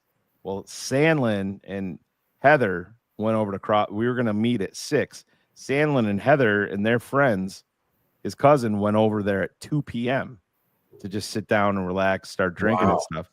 Sandlin calls me at Michael's when Ivan and I were, drinking, and says, "Did you talk to the owner here at all and let him know that anybody was coming tonight?" And I'm like, "No, Greg had all that." And he's like, "Yeah, well, this dude has no idea about anything." I'm like, so I said to Greg, I'm like, get hold of Greg. I'm like, "Did you talk?" He's like, "Fuck no, I forgot all about it." So I'm like, "Well, Sandlin, you're there. Can you talk to him?" He's like, "Yeah, I got it. So props to Sandlin for the Sandman. And got us. We had a whole section there. So yeah, but anyway, Sheree, I stepped on your toes. Go ahead. Oh no. So yes, I arrived late because, as you all know, Michigan was in a tight game. We ended up losing, so fuck you, Mo. But they was messaging me like, "We're all set up. Bring your ass here." And I'm like, I can't leave right now, bitch. This game is too close. So that's why I was fashionable. Listen to it on the radio. Cherie brought us cookies too. Yeah, I heard. Oh yeah, I heard about Cherie cookies. Thank you, Cherie. We got a bigger strip. So yeah, I get there, and by the time I get there, everybody was already shit faced. So I wasn't, was I, Cherie? Yeah. Yeah. You guys are FaceTiming me. Steph's like, Shane is fucking drunk right And it now. was like, Ivan, let's do a keg stand with Bo. I'm like, dude, he's fucking 3, bro. Calm down. we video chatted with who? Ryan Cox, you and I forgot about Ryan. Yeah. He made me call my mom because my mom had went back home. Yeah. So Shane was on FaceTime with everybody all night, and no one could hear him. We could hear you, but you guys could not. Yeah, we were on FaceTime with Phil and Steph for 20 minutes, and we were just like, I'm like, we're gonna agree with whatever they say. You guys are fucking hilarious. Oh my god, Steph. Me and Steph were cracking up.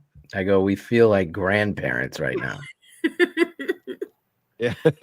You were Miss Phil. One year we gonna get both of y'all together. Oh my god, I can't believe it. Yeah, you want to see somebody that can drink. Magic. This beer, Philotoshin. Oh yeah. And this dude drink. Fuck, he would have been probably 2-3 seltzers deep by the 6 p.m. Sure. I drink sweet drinks. That's how I drink. So I'll have a Di Serono on the rocks. I was Logan. I went to bed a little after 2 o'clock. Yeah. I got up at 4 a.m. and went 2 to the tailgate. hours of sleep. Not even, like 90 minutes. That was me. That wasn't him being trash. That was tired. Oh my god, I was so spent. And yeah, so we got up at 4 to go set stuff up at the tailgate. You are way better than me. And my son was not happy. Never gotten up at that time. Because he said to Greg, he's like, "Greg, where are your car keys?" He's like, "What do you need my car keys for?" He's like, "I'm going back to bed." So Riley was sleeping in the car for like 3.5 hours while we were setting shit up. So I was drinking all day, Saturday and then got like maybe 90 minutes of sleep. I was, not loving life at 4 a.m. I'll tell you that. You guys met Robert Nash? Yeah, yep. Robert Nash was there. From Springfield, Mass. Yeah, he drove in. That's where we met Ron G. Big Steve showed up, and I forget Big Steve. Who was Big Steve's buddy that was with him? He knew he was a big TTNL Howard fan. was one of Oh, yeah, Howard. The Fox 32 guy came up, told me that he's a big TTNL fan. It was so fucking funny. I told Phil, he's like, yo, I love TTNL. And I'm like, you know me. I'm like, well, who's your favorite guy? He's like, oh, I like everybody. I'm like, yeah, but that's a cop out. Who's your favorite? And he's like, the two main guys, DDP, Shane. I'm like, this dude has no fucking idea that I'm Shane. And I'm like, yeah, we love it. And he's like, wait a minute. You're Shane. I'm like, yeah, I am. And then he goes talking about Lou Canellis one that wants to come on because Lou must watch or whatever. And then he's like, where is the miserable short guy? He's always yelling. I almost pissed my pants. Yeah, it was so funny. But yeah, after the fucking game, oh my God, my son was even more tired than I was. He was spent and I think disappointed about the situation. But no, we had such a great time, man, at Crossroads. They were awesome hosts, and just being able to see everybody and just kind of just hang out and chill. And like I said, a lot of people don't know, I've known Cars 28 years. First time I ever met him face to face was that night. So that was obviously an amazing experience for me, doing Cars Keys. And Phil, we all met kind of in the dial-up days. Yeah, cbfans.net, if you can remember those days. But I think I have a picture. Cars was there, was his two girls. So yeah, it was just a great time. You mean the two twin towers? Yeah, they tall, the girls, bro. They grew like exponentially from the last time we saw them. Holy shit! Yeah, it's been what, 2 years? Yeah. Was it 2? Mm-hmm. It was 2 years Holy ago. shit! 2 years ago. Yeah, that was the 100 game. Mm-hmm. No, it wasn't the 100 game. No, it was a Green Bay game. Detroit. It was Detroit. It was Detroit. Oh, Detroit. That's right. The fucking. We lose. I'm trying to find pick 6. Fields screen pick 6. Oh, there it is. We had that game. But Ivan, what was your thoughts on the night? Like I said, I know you and I were kind of in the same state. As far as look, I just from what you remember. No, I remember it all. It's just. Did you Uber home? No, yes, my wife. That was the best part. We're leaving Michael. I said, Ivan, can I just ride with you? He was like, bro, I didn't fucking drive here. And I'm like, well, how'd you get here? He's like, I took a fucking scooter. So that's me and Maisie. That's Car's youngest. I know, and Shane is standing up in that picture. So yes, yeah, she's on some table. She's very, very tall. Yeah. So, I can't find my TTNL hat like that. I couldn't find mine like that, and then I found it everywhere. For my son has this like hat thing in his room, and I, when we were getting ready to leave for the airport, I said, "Where's my TTNL hat?" And he's like, "I have no idea." And I'm like, "It better not be in your thing over there." And sure enough, I dug through there, and there it was. Found it in there. Yeah. Well, beyond your hat, I guess I had a great time. I know I had a great time. It's always fun, like seeing the fans, like interacting with them, talking to them. It's not like first of all, I never would think of being a part of something like this. So like always being able to interact with the fans, seeing you guys, it's always like a pleasure and it's very humbling because it's like, man, all the people that we connect with and that we reach out and that we, are able to affect them in this type of way. It's it's amazing. Like I said, it's humbling. I appreciate everything and everybody's support.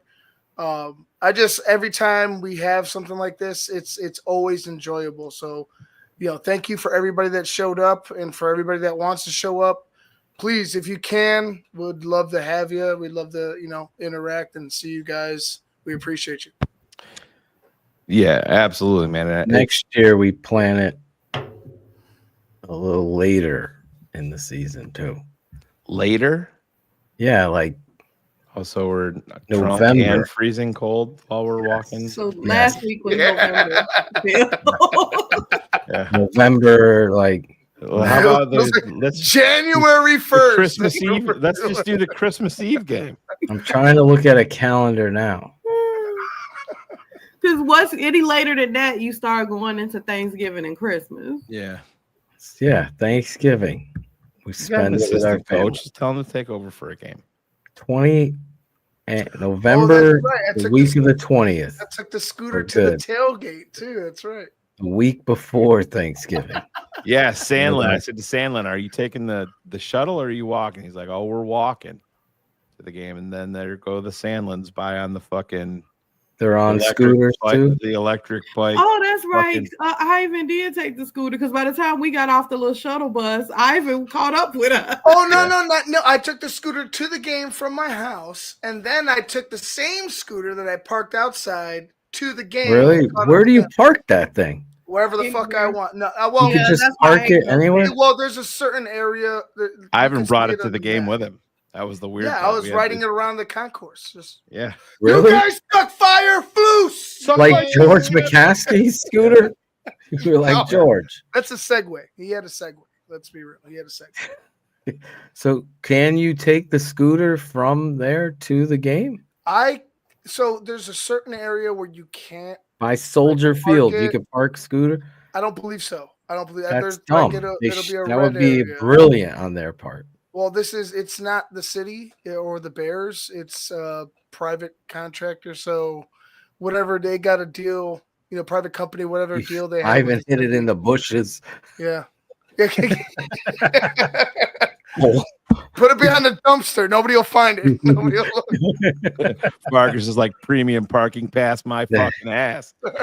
I'm hiding this shit in the bushes. 10 miles to the house. I got 50% battery. Let's roll. But no, I did tell Greg Bragg's daughter that night. And I said, "How does it feel to know by the end of the night I'm going to be your grandfather?" And Barb played it right up. She came over. She's like, "We can do this. You just can't tell Greg." Oh my God. He's just driving Greg crazy at this point. Oh yeah. But Ivan and Shuri can attest. I haven't. It was so much. We laughed 99% of the fucking time. You know what I mean? And that was it was just, like I said, you guys know me that I like to joke around and have a good time, but you throw in some alcohol and some awesome people on top of it, and it just gets amplified by 1,000%. So it was, and everybody was awesome. There was nobody there that was, a little worried Ron G was going to stick a shiv into my neck when I first met him, but no, I love him. Ron G is a sweetheart. Ron was apologizing to me. Ron kept apologizing to me remember when I called him out last week, like as a joke? Oh yeah. He's like, "Ivan, I'm like, Ron, like, you don't have to apologize, Ron." You went someplace at the tailgate, and then Ron was, I'm like, "Bro, Ivan was so fucking pissed. Fucking Ron ain't giving me directions on what to do. I'm a fucking producer." Like totally making it up, but no. Tailgate was cool. Like I said, we talked to Carm from CHGO. Didn't talk to Moriano. He was there though. Talked to Adam Hogue a little bit. Jim Morrissey, former Bear, he was there. Doing his thing, walking around, and it was, like I said, it was just awesome. I think my favorite part of the weekend was, the Michaels / Lucky Strike / Crossroads portion of it. The game fucking sucked, obviously, but just the camaraderie and hanging out with everybody that you deal with every week. But it was kind of surreal, like seeing Ivan pull up and you're like, oh shit, here's this dude that I've been talking to for years, and now he's right here in front of me. And then I was turn like, around get in, losers. Yeah, what the fuck? Yeah. He said, get your non, what was it? What was Greg's words for cancer with Riley? What was it? Oh, non-serious cancer. Non-serious cancer over here. That was that was What Ivan's about greeting. the tailgate? Tim Shanley. Yep, Tim was there, and he was doing he's very, very busy, as you can expect, with that being he was walking around, directing people, and it's kind of there was a lot of water in the CHGO portion of the tailgate, so that was a whole thing that you guys didn't even see before. Oh, that's right. So Shane calls me at like 6 o'clock, and like we were already. I mean, I was waking up and like rallying. I texted you. I didn't. I'm call. sorry. Yeah, that's right. You texted like me, wakey. and I'm like, oh god, like fuck. I'm just making it up. Like I'm trying to get to my, I'm like, oh, I've been here 2 hours. And Shane's I don't know. He's like, yeah, we're pushing or we're sweeping this water out of this. I'm like, what the fuck? They're making you guys work? I'm like, Shane. I'm like, Greg made you guys work at 4 a.m.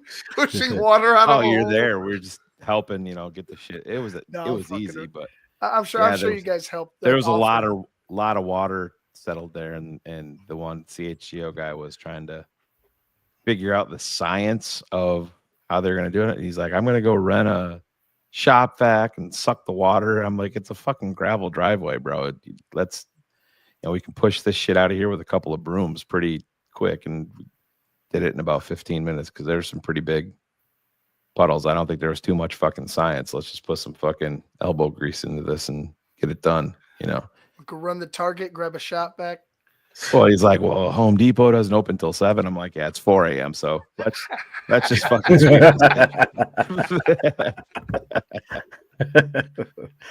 Oh, my own. No, but it was, like I said, it was an awesome time, and like I said, big time props to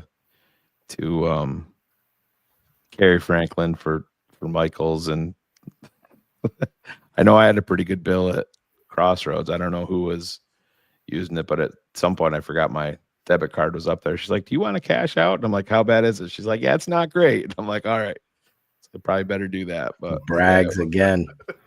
Oh, I think it was more than brags. I think there was a lot of people on that bitch. Shane's card. Can I get 2 pizzas to go, please?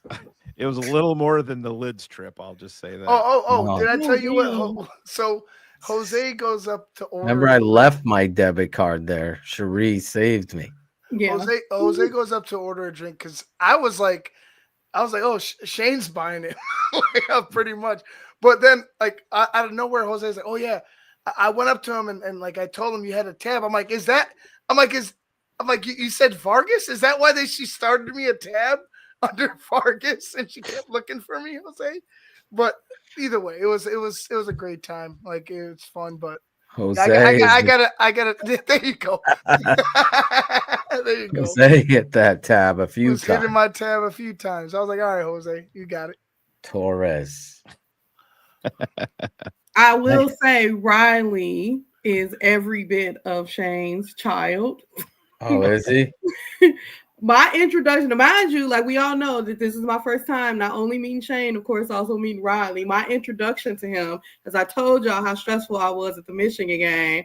So I walk up to him at the bar and, introduce myself. And he looked at me and he was like, how did that Michigan game go?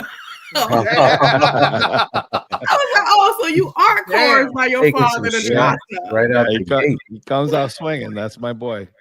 And he is taller than me.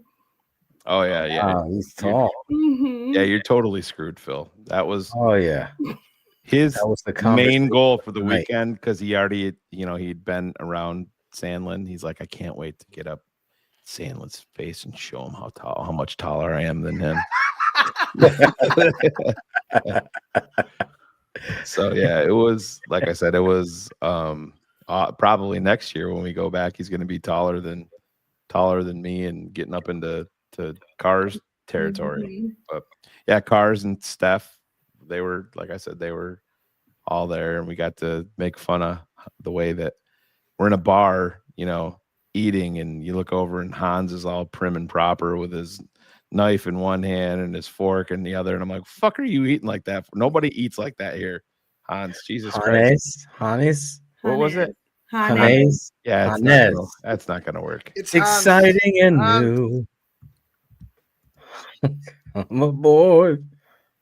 Hannes. But yes, I also enjoyed seeing. Oh my God. Amazing. Oh, it's about time. Oh my God. I'm trying to go to bed. Oh my God, Greg, droning on and on. Shut the fuck up, dude. There he is. Hello. He can't text anybody back. He just has to show up. I'm sorry, I missed it. It was good timing you. Oh, your connection So sucks. shitty connection. Are you on your You got Wi-Fi? that loose connection. You got that Flus phone. They're selling them at fucking Boost Mobile now. Oh, Greg's Don't frozen. aim that pod directly at us. That thing fucking pops again. We're all fucked. Oh God. On your eyes. Watch that sty. Look at him frozen. His nose looks like frozen. a giant nose. I lost. Fire Fuck, Flus you guys are line. so mean. The Fire Flus phone. Oh, and you know what? Without all of this, shout out to Jim for Yes. the tickets, Oh, because yes. that United Club is always so sweet. Because you know, of course, the Bears was terrible and it was cold. It was nice to be able to go inside. The United Club seats. All he needs to do is turn got- his phone sideways. But We got all caught up on it. There he goes. Cherie and Greg have become friends again. Did relationship is I positive. don't like turning the phone sideways because then I feel like I'm Angela, where I'm like, Hey, coach, there's cops up ahead. I gotta go. We've had a long talk. What's your problem with Angelo? Angela. Yes. So, Greg, we've shared our stories, but another meetup that's been a long time in the making was, you know, you and I and Riley. But just talk about the weekend from your perspective. what? Yeah. Go ahead and you can tell them about your growth on your eye too if you want to, because that was fun. Yeah, I have like a thing, and then of course Shane's got to make me self-conscious about it. So then I go in the bathroom, try to rip it out, and it's like, you know, it's like a To my permanent credit, thing. I never told him once at the tailgate that he had a giant white head on his nose. I never brought it up once. So So this is how the magical weekend Yes. of meeting Shane went. did Barb tell you about our little rendezvous? No, she didn't. So she came up and gave me a hug, and I took my hands and I put them down, you know, behind. And she's like, I got to give your mom a ton of credit because she played. She's like, you know, we could really make this happen, but you cannot tell Greg. I'm dead serious. Yeah, I heard Jenny cackling at the end of the night that one night. I'm like, what the fuck are you two talking about? No, it was great to finally meet you in person. And I didn't get a chance to throw Riley in Lake Michigan. Certainly wanted to. I ultimately I feel bad because you come out here and then the Bears get their teeth kicked in. Yeah, it was a bad one. You know, you wait all this time to finally come out here, and You tell your Said- CHGO salesman that was giving me grief about being negative against the Bears that they were going to be fine. Your buddy that was trying to figure out the science of the water in the parking lot when we were trying to figure out how to yes, get it out of Jim, there. sales guy Jim. Sales guy Yeah. Jim. Well, that's why he's in marketing. Yeah. Well, now you know why I pick on Jim all the time. So He is the shut the fuck up, Scottish Bear. That was the game right there. Look at there's Austin Reed right behind There's Ivan Vargas. Austin and Jim Larry. He left the game early too. Yeah. But Greg, I did share this. It's a little bit long, but we'll play it one more time for you while you're here.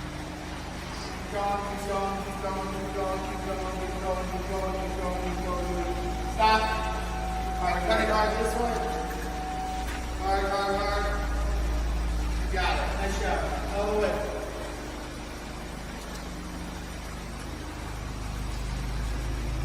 Good job. All right, roll up the windows and then you're good. Thank you, sir. Man, Give us the recap. that was a lot. Recap. First, we had to get my mom off the street. She was parked on the curb. Then we had to get Gonzo to take my mom's car to get it in Gonzo this with a tight booster garage. seat. Gonzo with a booster seat. Then my mom disappeared into the night with cookies, and then Gonzo was able to correctly park this into this garage. Not easy work. And I had to juggle all this. Meanwhile, Shane and Riley are literally ready to pee all over my studio. So let's go. Tell him. See, See? It's a good moment. Yes, that was. It was. Shout out to Gonzo. It's not easy to pull into that garage. So Your favorite guy, Gonzo, you said. I will give his little feet credit. He was able to get the car parked. Poor Barb, when she got back in the car, she's like, "Who was in my car? My knees are hitting the dashboard." The only person that the seat would have to be moved up for. Oh, that's good. Oh, shit. We were just talking about the you and Jenny going at it, and Jenny being correct about the parking situation. Do you even remember that? In what way was she correct? Greg, you got to get back in there and pull. You didn't give him enough room. Got to get back in there and pull it forward. And oh my God! To Greg's credit, he got in there and he pulled it ahead like an inch and a half, maybe 3 inches total. And then 9 months later, Addie was born. Yes. Oh man, a tale as old as time. Jenny taught me how to drive. Yep, we handled it though. I was defending you. I was actually impressed by your directions given to Chris Gonzalez. That was actually pretty impressive there. Yeah. That's what we do. That's what we do. Stop. Greg, it's always fun with Greg. It's never a dull moment, that's for sure. Never dull. We were on the Bill and Greg flight home, and like I said, I think I'm still trying to catch up on my sleep. Riley smacks me. He's like, Greg's on 4 shows today. Riley smacks me. He's like, I left my hamburger in Bragg's car. Oh, he did. Yeah, I thought he already ate it. That was at the tailgate, right? Yeah. And I go. Me and Emma are leaving to go back to the studio, and I'm like putting her in the, opening the door. I'm like, that motherfucker. I meant to text you too. I'm like, this motherfucker leaving garbage in my car. Yeah, that was should have warmed it up and ate it, Greg. Well, I didn't think anything was in there. It didn't feel like it, so I just tossed it. Yeah, I think he had eaten most of it, but Riley, he goes about 27 minutes between hunger meals. Oh yeah, he's at that. What's your food bill look like? All my bills here are expensive, Phil. Jose Torres was ordering some shit. My bar tab that night was not cheap. Put it on Bragg's, put it on Vargas, put it on Barstool. Oh my God. Yeah, at one point, Shane was ordering a bunch of drinks for people, and I thought he said it was all going on my tab, and he should have seen the look on my face when I thought I heard him say on like Greg's tab. Like, what the fuck you just said? Oh man. Well, when I ordered my first drink, she's like, "Do you want to start a tab?" And I'm like, "Yeah." So I gave her my card, and she took it. And then, like I said, we went all over the place. Greg and I went over to CHGO for a little bit, and then we came back. And like I said, it was on, and you're bouncing around everywhere. And the bartender actually pulled me over once we got Bo out of the from back, running the bar. Ivan's son. She's like, "Do you want to settle this up?" And I'm like, "How bad is it?" She's like, "Yeah, it's not great." I'm like, "Yeah, I guess I better." But yeah, it was It was sizable, but well worth it. I'm not complaining.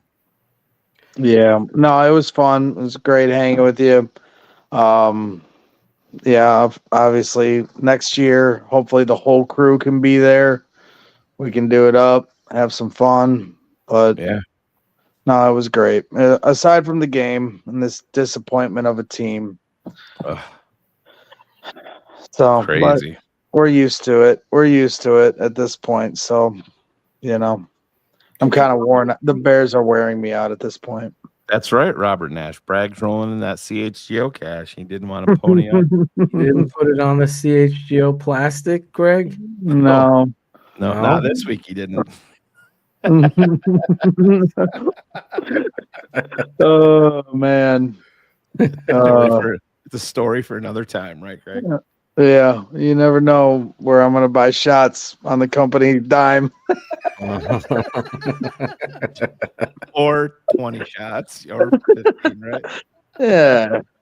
Who can count when you're as drunk as I am at times? Do you want to talk about the bartender at Lucky Strike at all? I do not. I mean, I know, I do not, but I co-signed. Heard the story already, so. Yeah, we already. Me and Shane Oh, already co-signed on that. You ever seen Bragg's blush like that?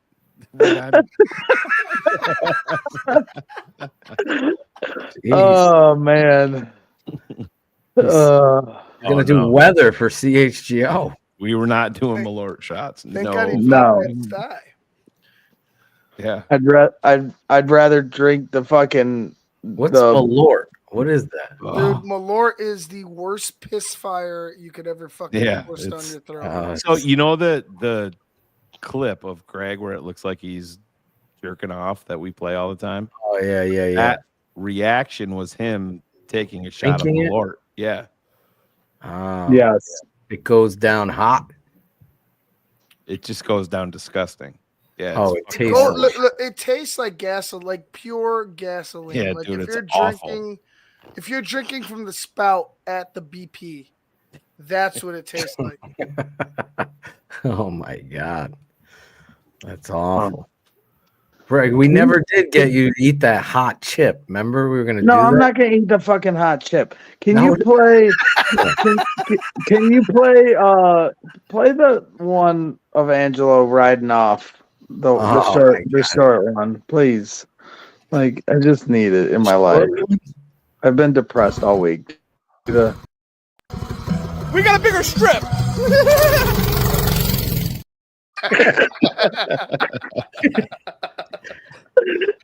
I love that video so much. We put him in the polls video.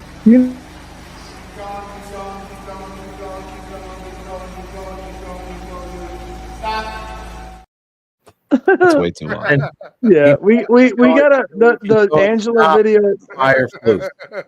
You need to the Angelo video. You need to play every time. Well, I mean, when the Bears were good, play it every time the Bears score a touchdown. I know the Bears only scored a touchdown in like 3 weeks, but when they score, he just laughs. Yeah, yeah, it's a good touchdown video. We got a bigger strip. The best part about that is that video, if it's not edited, is like 3 minutes long, and it's him doing circles in his lawn. And every time he goes by the camera, he looks like a fucking kid looking at his dad when he's on a Ferris wheel. Why haven't you sent me this video? Oh, I think I have the unedited version of it. Then let me do what I hired to do.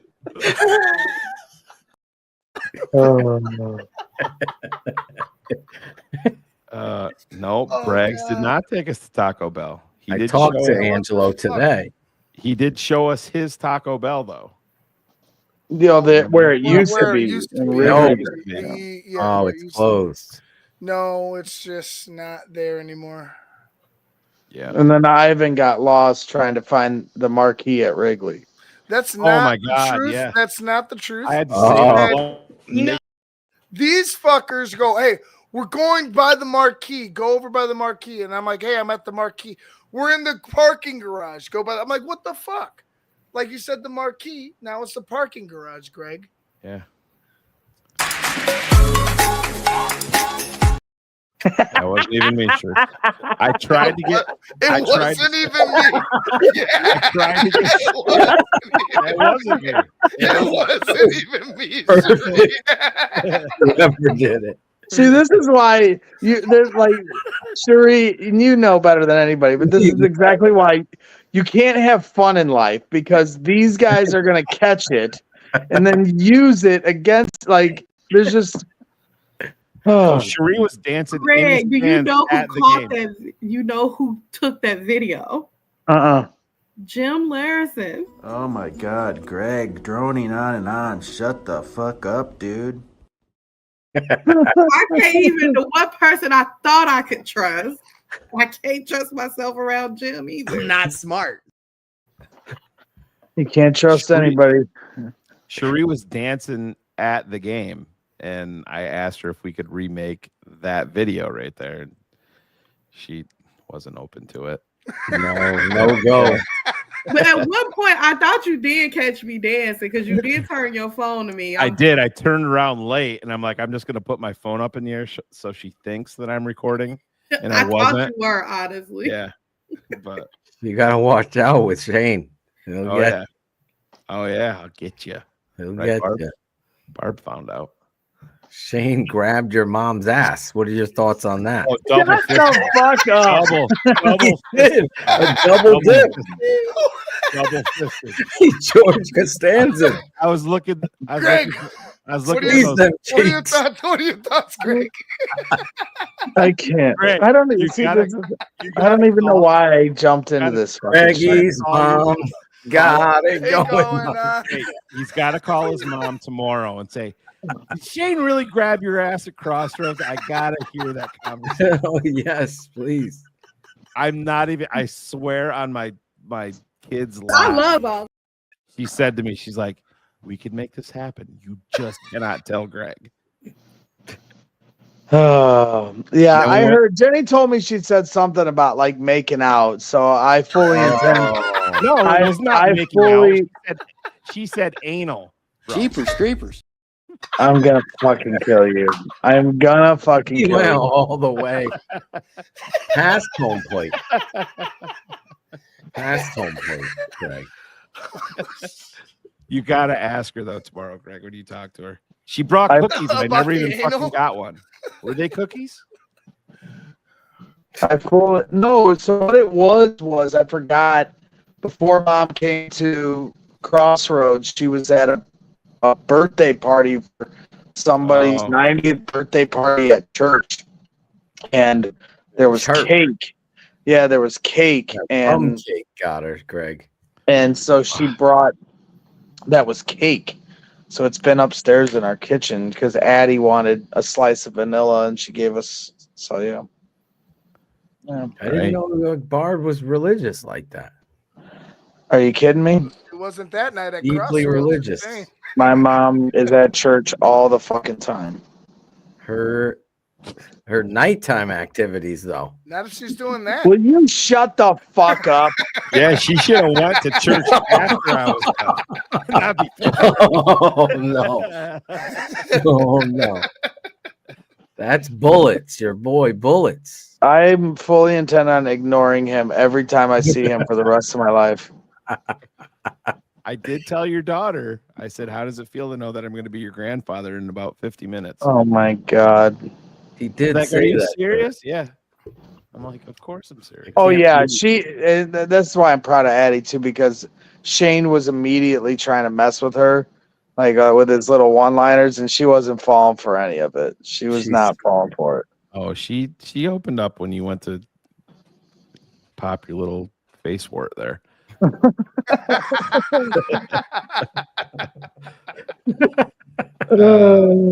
Oh my god! So, Greg, can you read this name on the screen right now? Hans Osterwalder. That's it. Then we're done. There it is. We're done. That's it. We're His done. name is actually Hannes, and we've been calling him Hans for. How could it be Hannes? Because of the two N's, right? Hannes. Hannes. Sound German to me? I don't know. Yeah, I mean it's Hans, because of Sounds German to you. it's Hans Hans. because of Hans Die sounds Hard. good. So you can want to be Hannes all you want, but you can blame Die Hard. Your name is Hans. You can tell the guy's kind of new here, right? Well, guy knows. Guy. He's getting. Just Look it at Hans. He's getting upset. You fucking Americans. Well, He's we an could say idiot. Haynes. He said Jose right now. I mean, we could He said say Jose Haynes. right now. We could say Haynes. Haynes. Underwear, It's yeah. Haynes.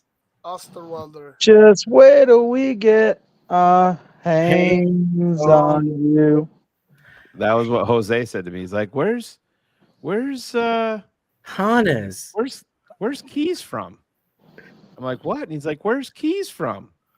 Your buddy." Keys? I'm like, "Keys guy? He's from Florida." And he's like, No, your buddy." And I'm like, Cars? Cars Keys. And I'm like, "Oh, he's from Naperville." And he's like, "Oh, he's fucking rich. I'm from Puerto Rico." Oh, that shit was funny. Michael Haynes. Yeah, There you go. God, why did you have to First bring that round name bust. Listen, up? Yeah. I hated that shit. we had a lot of Bears talk tonight. A lot of great rants. Little breakdown. Did you see the video, Greg, yet? No, I saw right before I came on. I saw Shane put something on Twitter, but I haven't watched it yet. Yeah, you're too big now. Look at you. Yeah, big time, Yes. Eating Riley's fucking cheeseburger right now. Look at him pushing it right into his Shove mouth. it in an envelope and send it to him. Be like, That would be "I awesome. sent you something." Send him like White Castle burgers in the mail. White Castle was there. Where Did you guys stop? White Castle is literally across. It's from like the tailgate. I have to go Yeah, I to didn't White realize Castle. that Daddy. until we saw overrated, it. bro. White Castle. I love White Castle. White Castle's overrated. I love Yeah, because I mean, you must love like just getting colon cleansed every time. it. You We don't have them here, so go once. It's a one-time shot. Yeah, and you do get colon cleanse probably. It's really not that special, Phil. It's good. It's good. No. Laxative. It's a laxative. El Sancho. Anyway, Greg came on. I Where were did you? it. I Sleeping? came on. I hit the link, not even thinking you guys were still live, and then, of course, to my surprise. We always wrap up early here on Keeping It 100. So yeah, I mean, Well, I mean, it is like midnight, so I was like, right. Surely they're not on still. Well, you kept us on. We were about to hang up. Yeah. And you came Oh, I'm on. so glad I could extend the show and hear Fans are Shane happy. talk about anal with my mom. There you go. I am too. We got a bigger strip.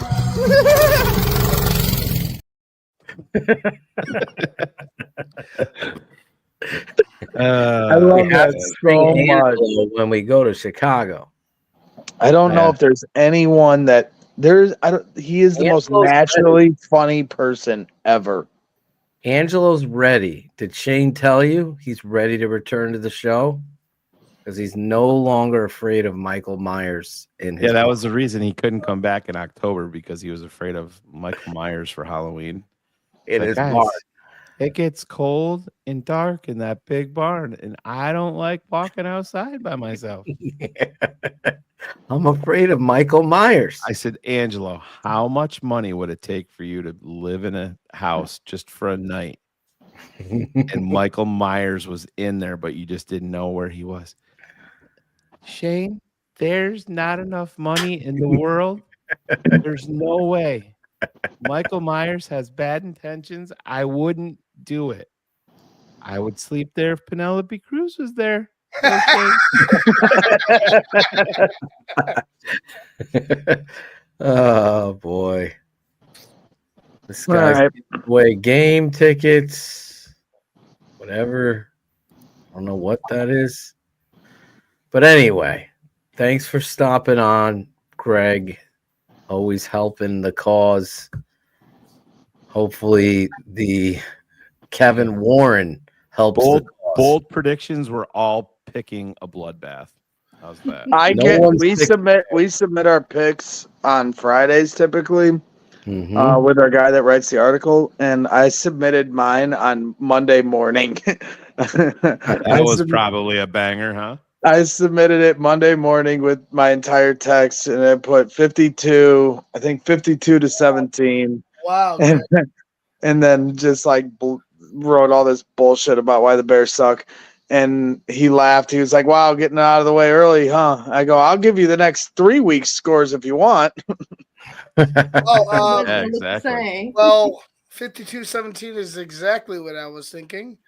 So I'm with Greg. That's where you were going? No, I 100%. Like at fucking 12 o'clock at lunch when I was thinking about it, I was like 52-17. I could see them blowing them the fuck out.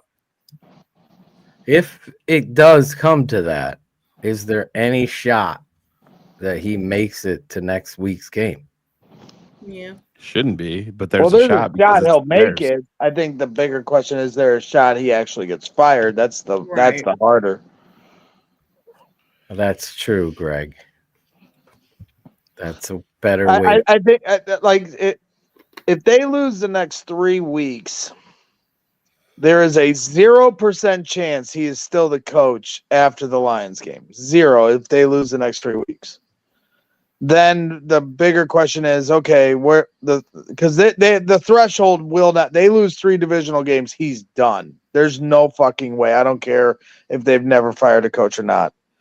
And then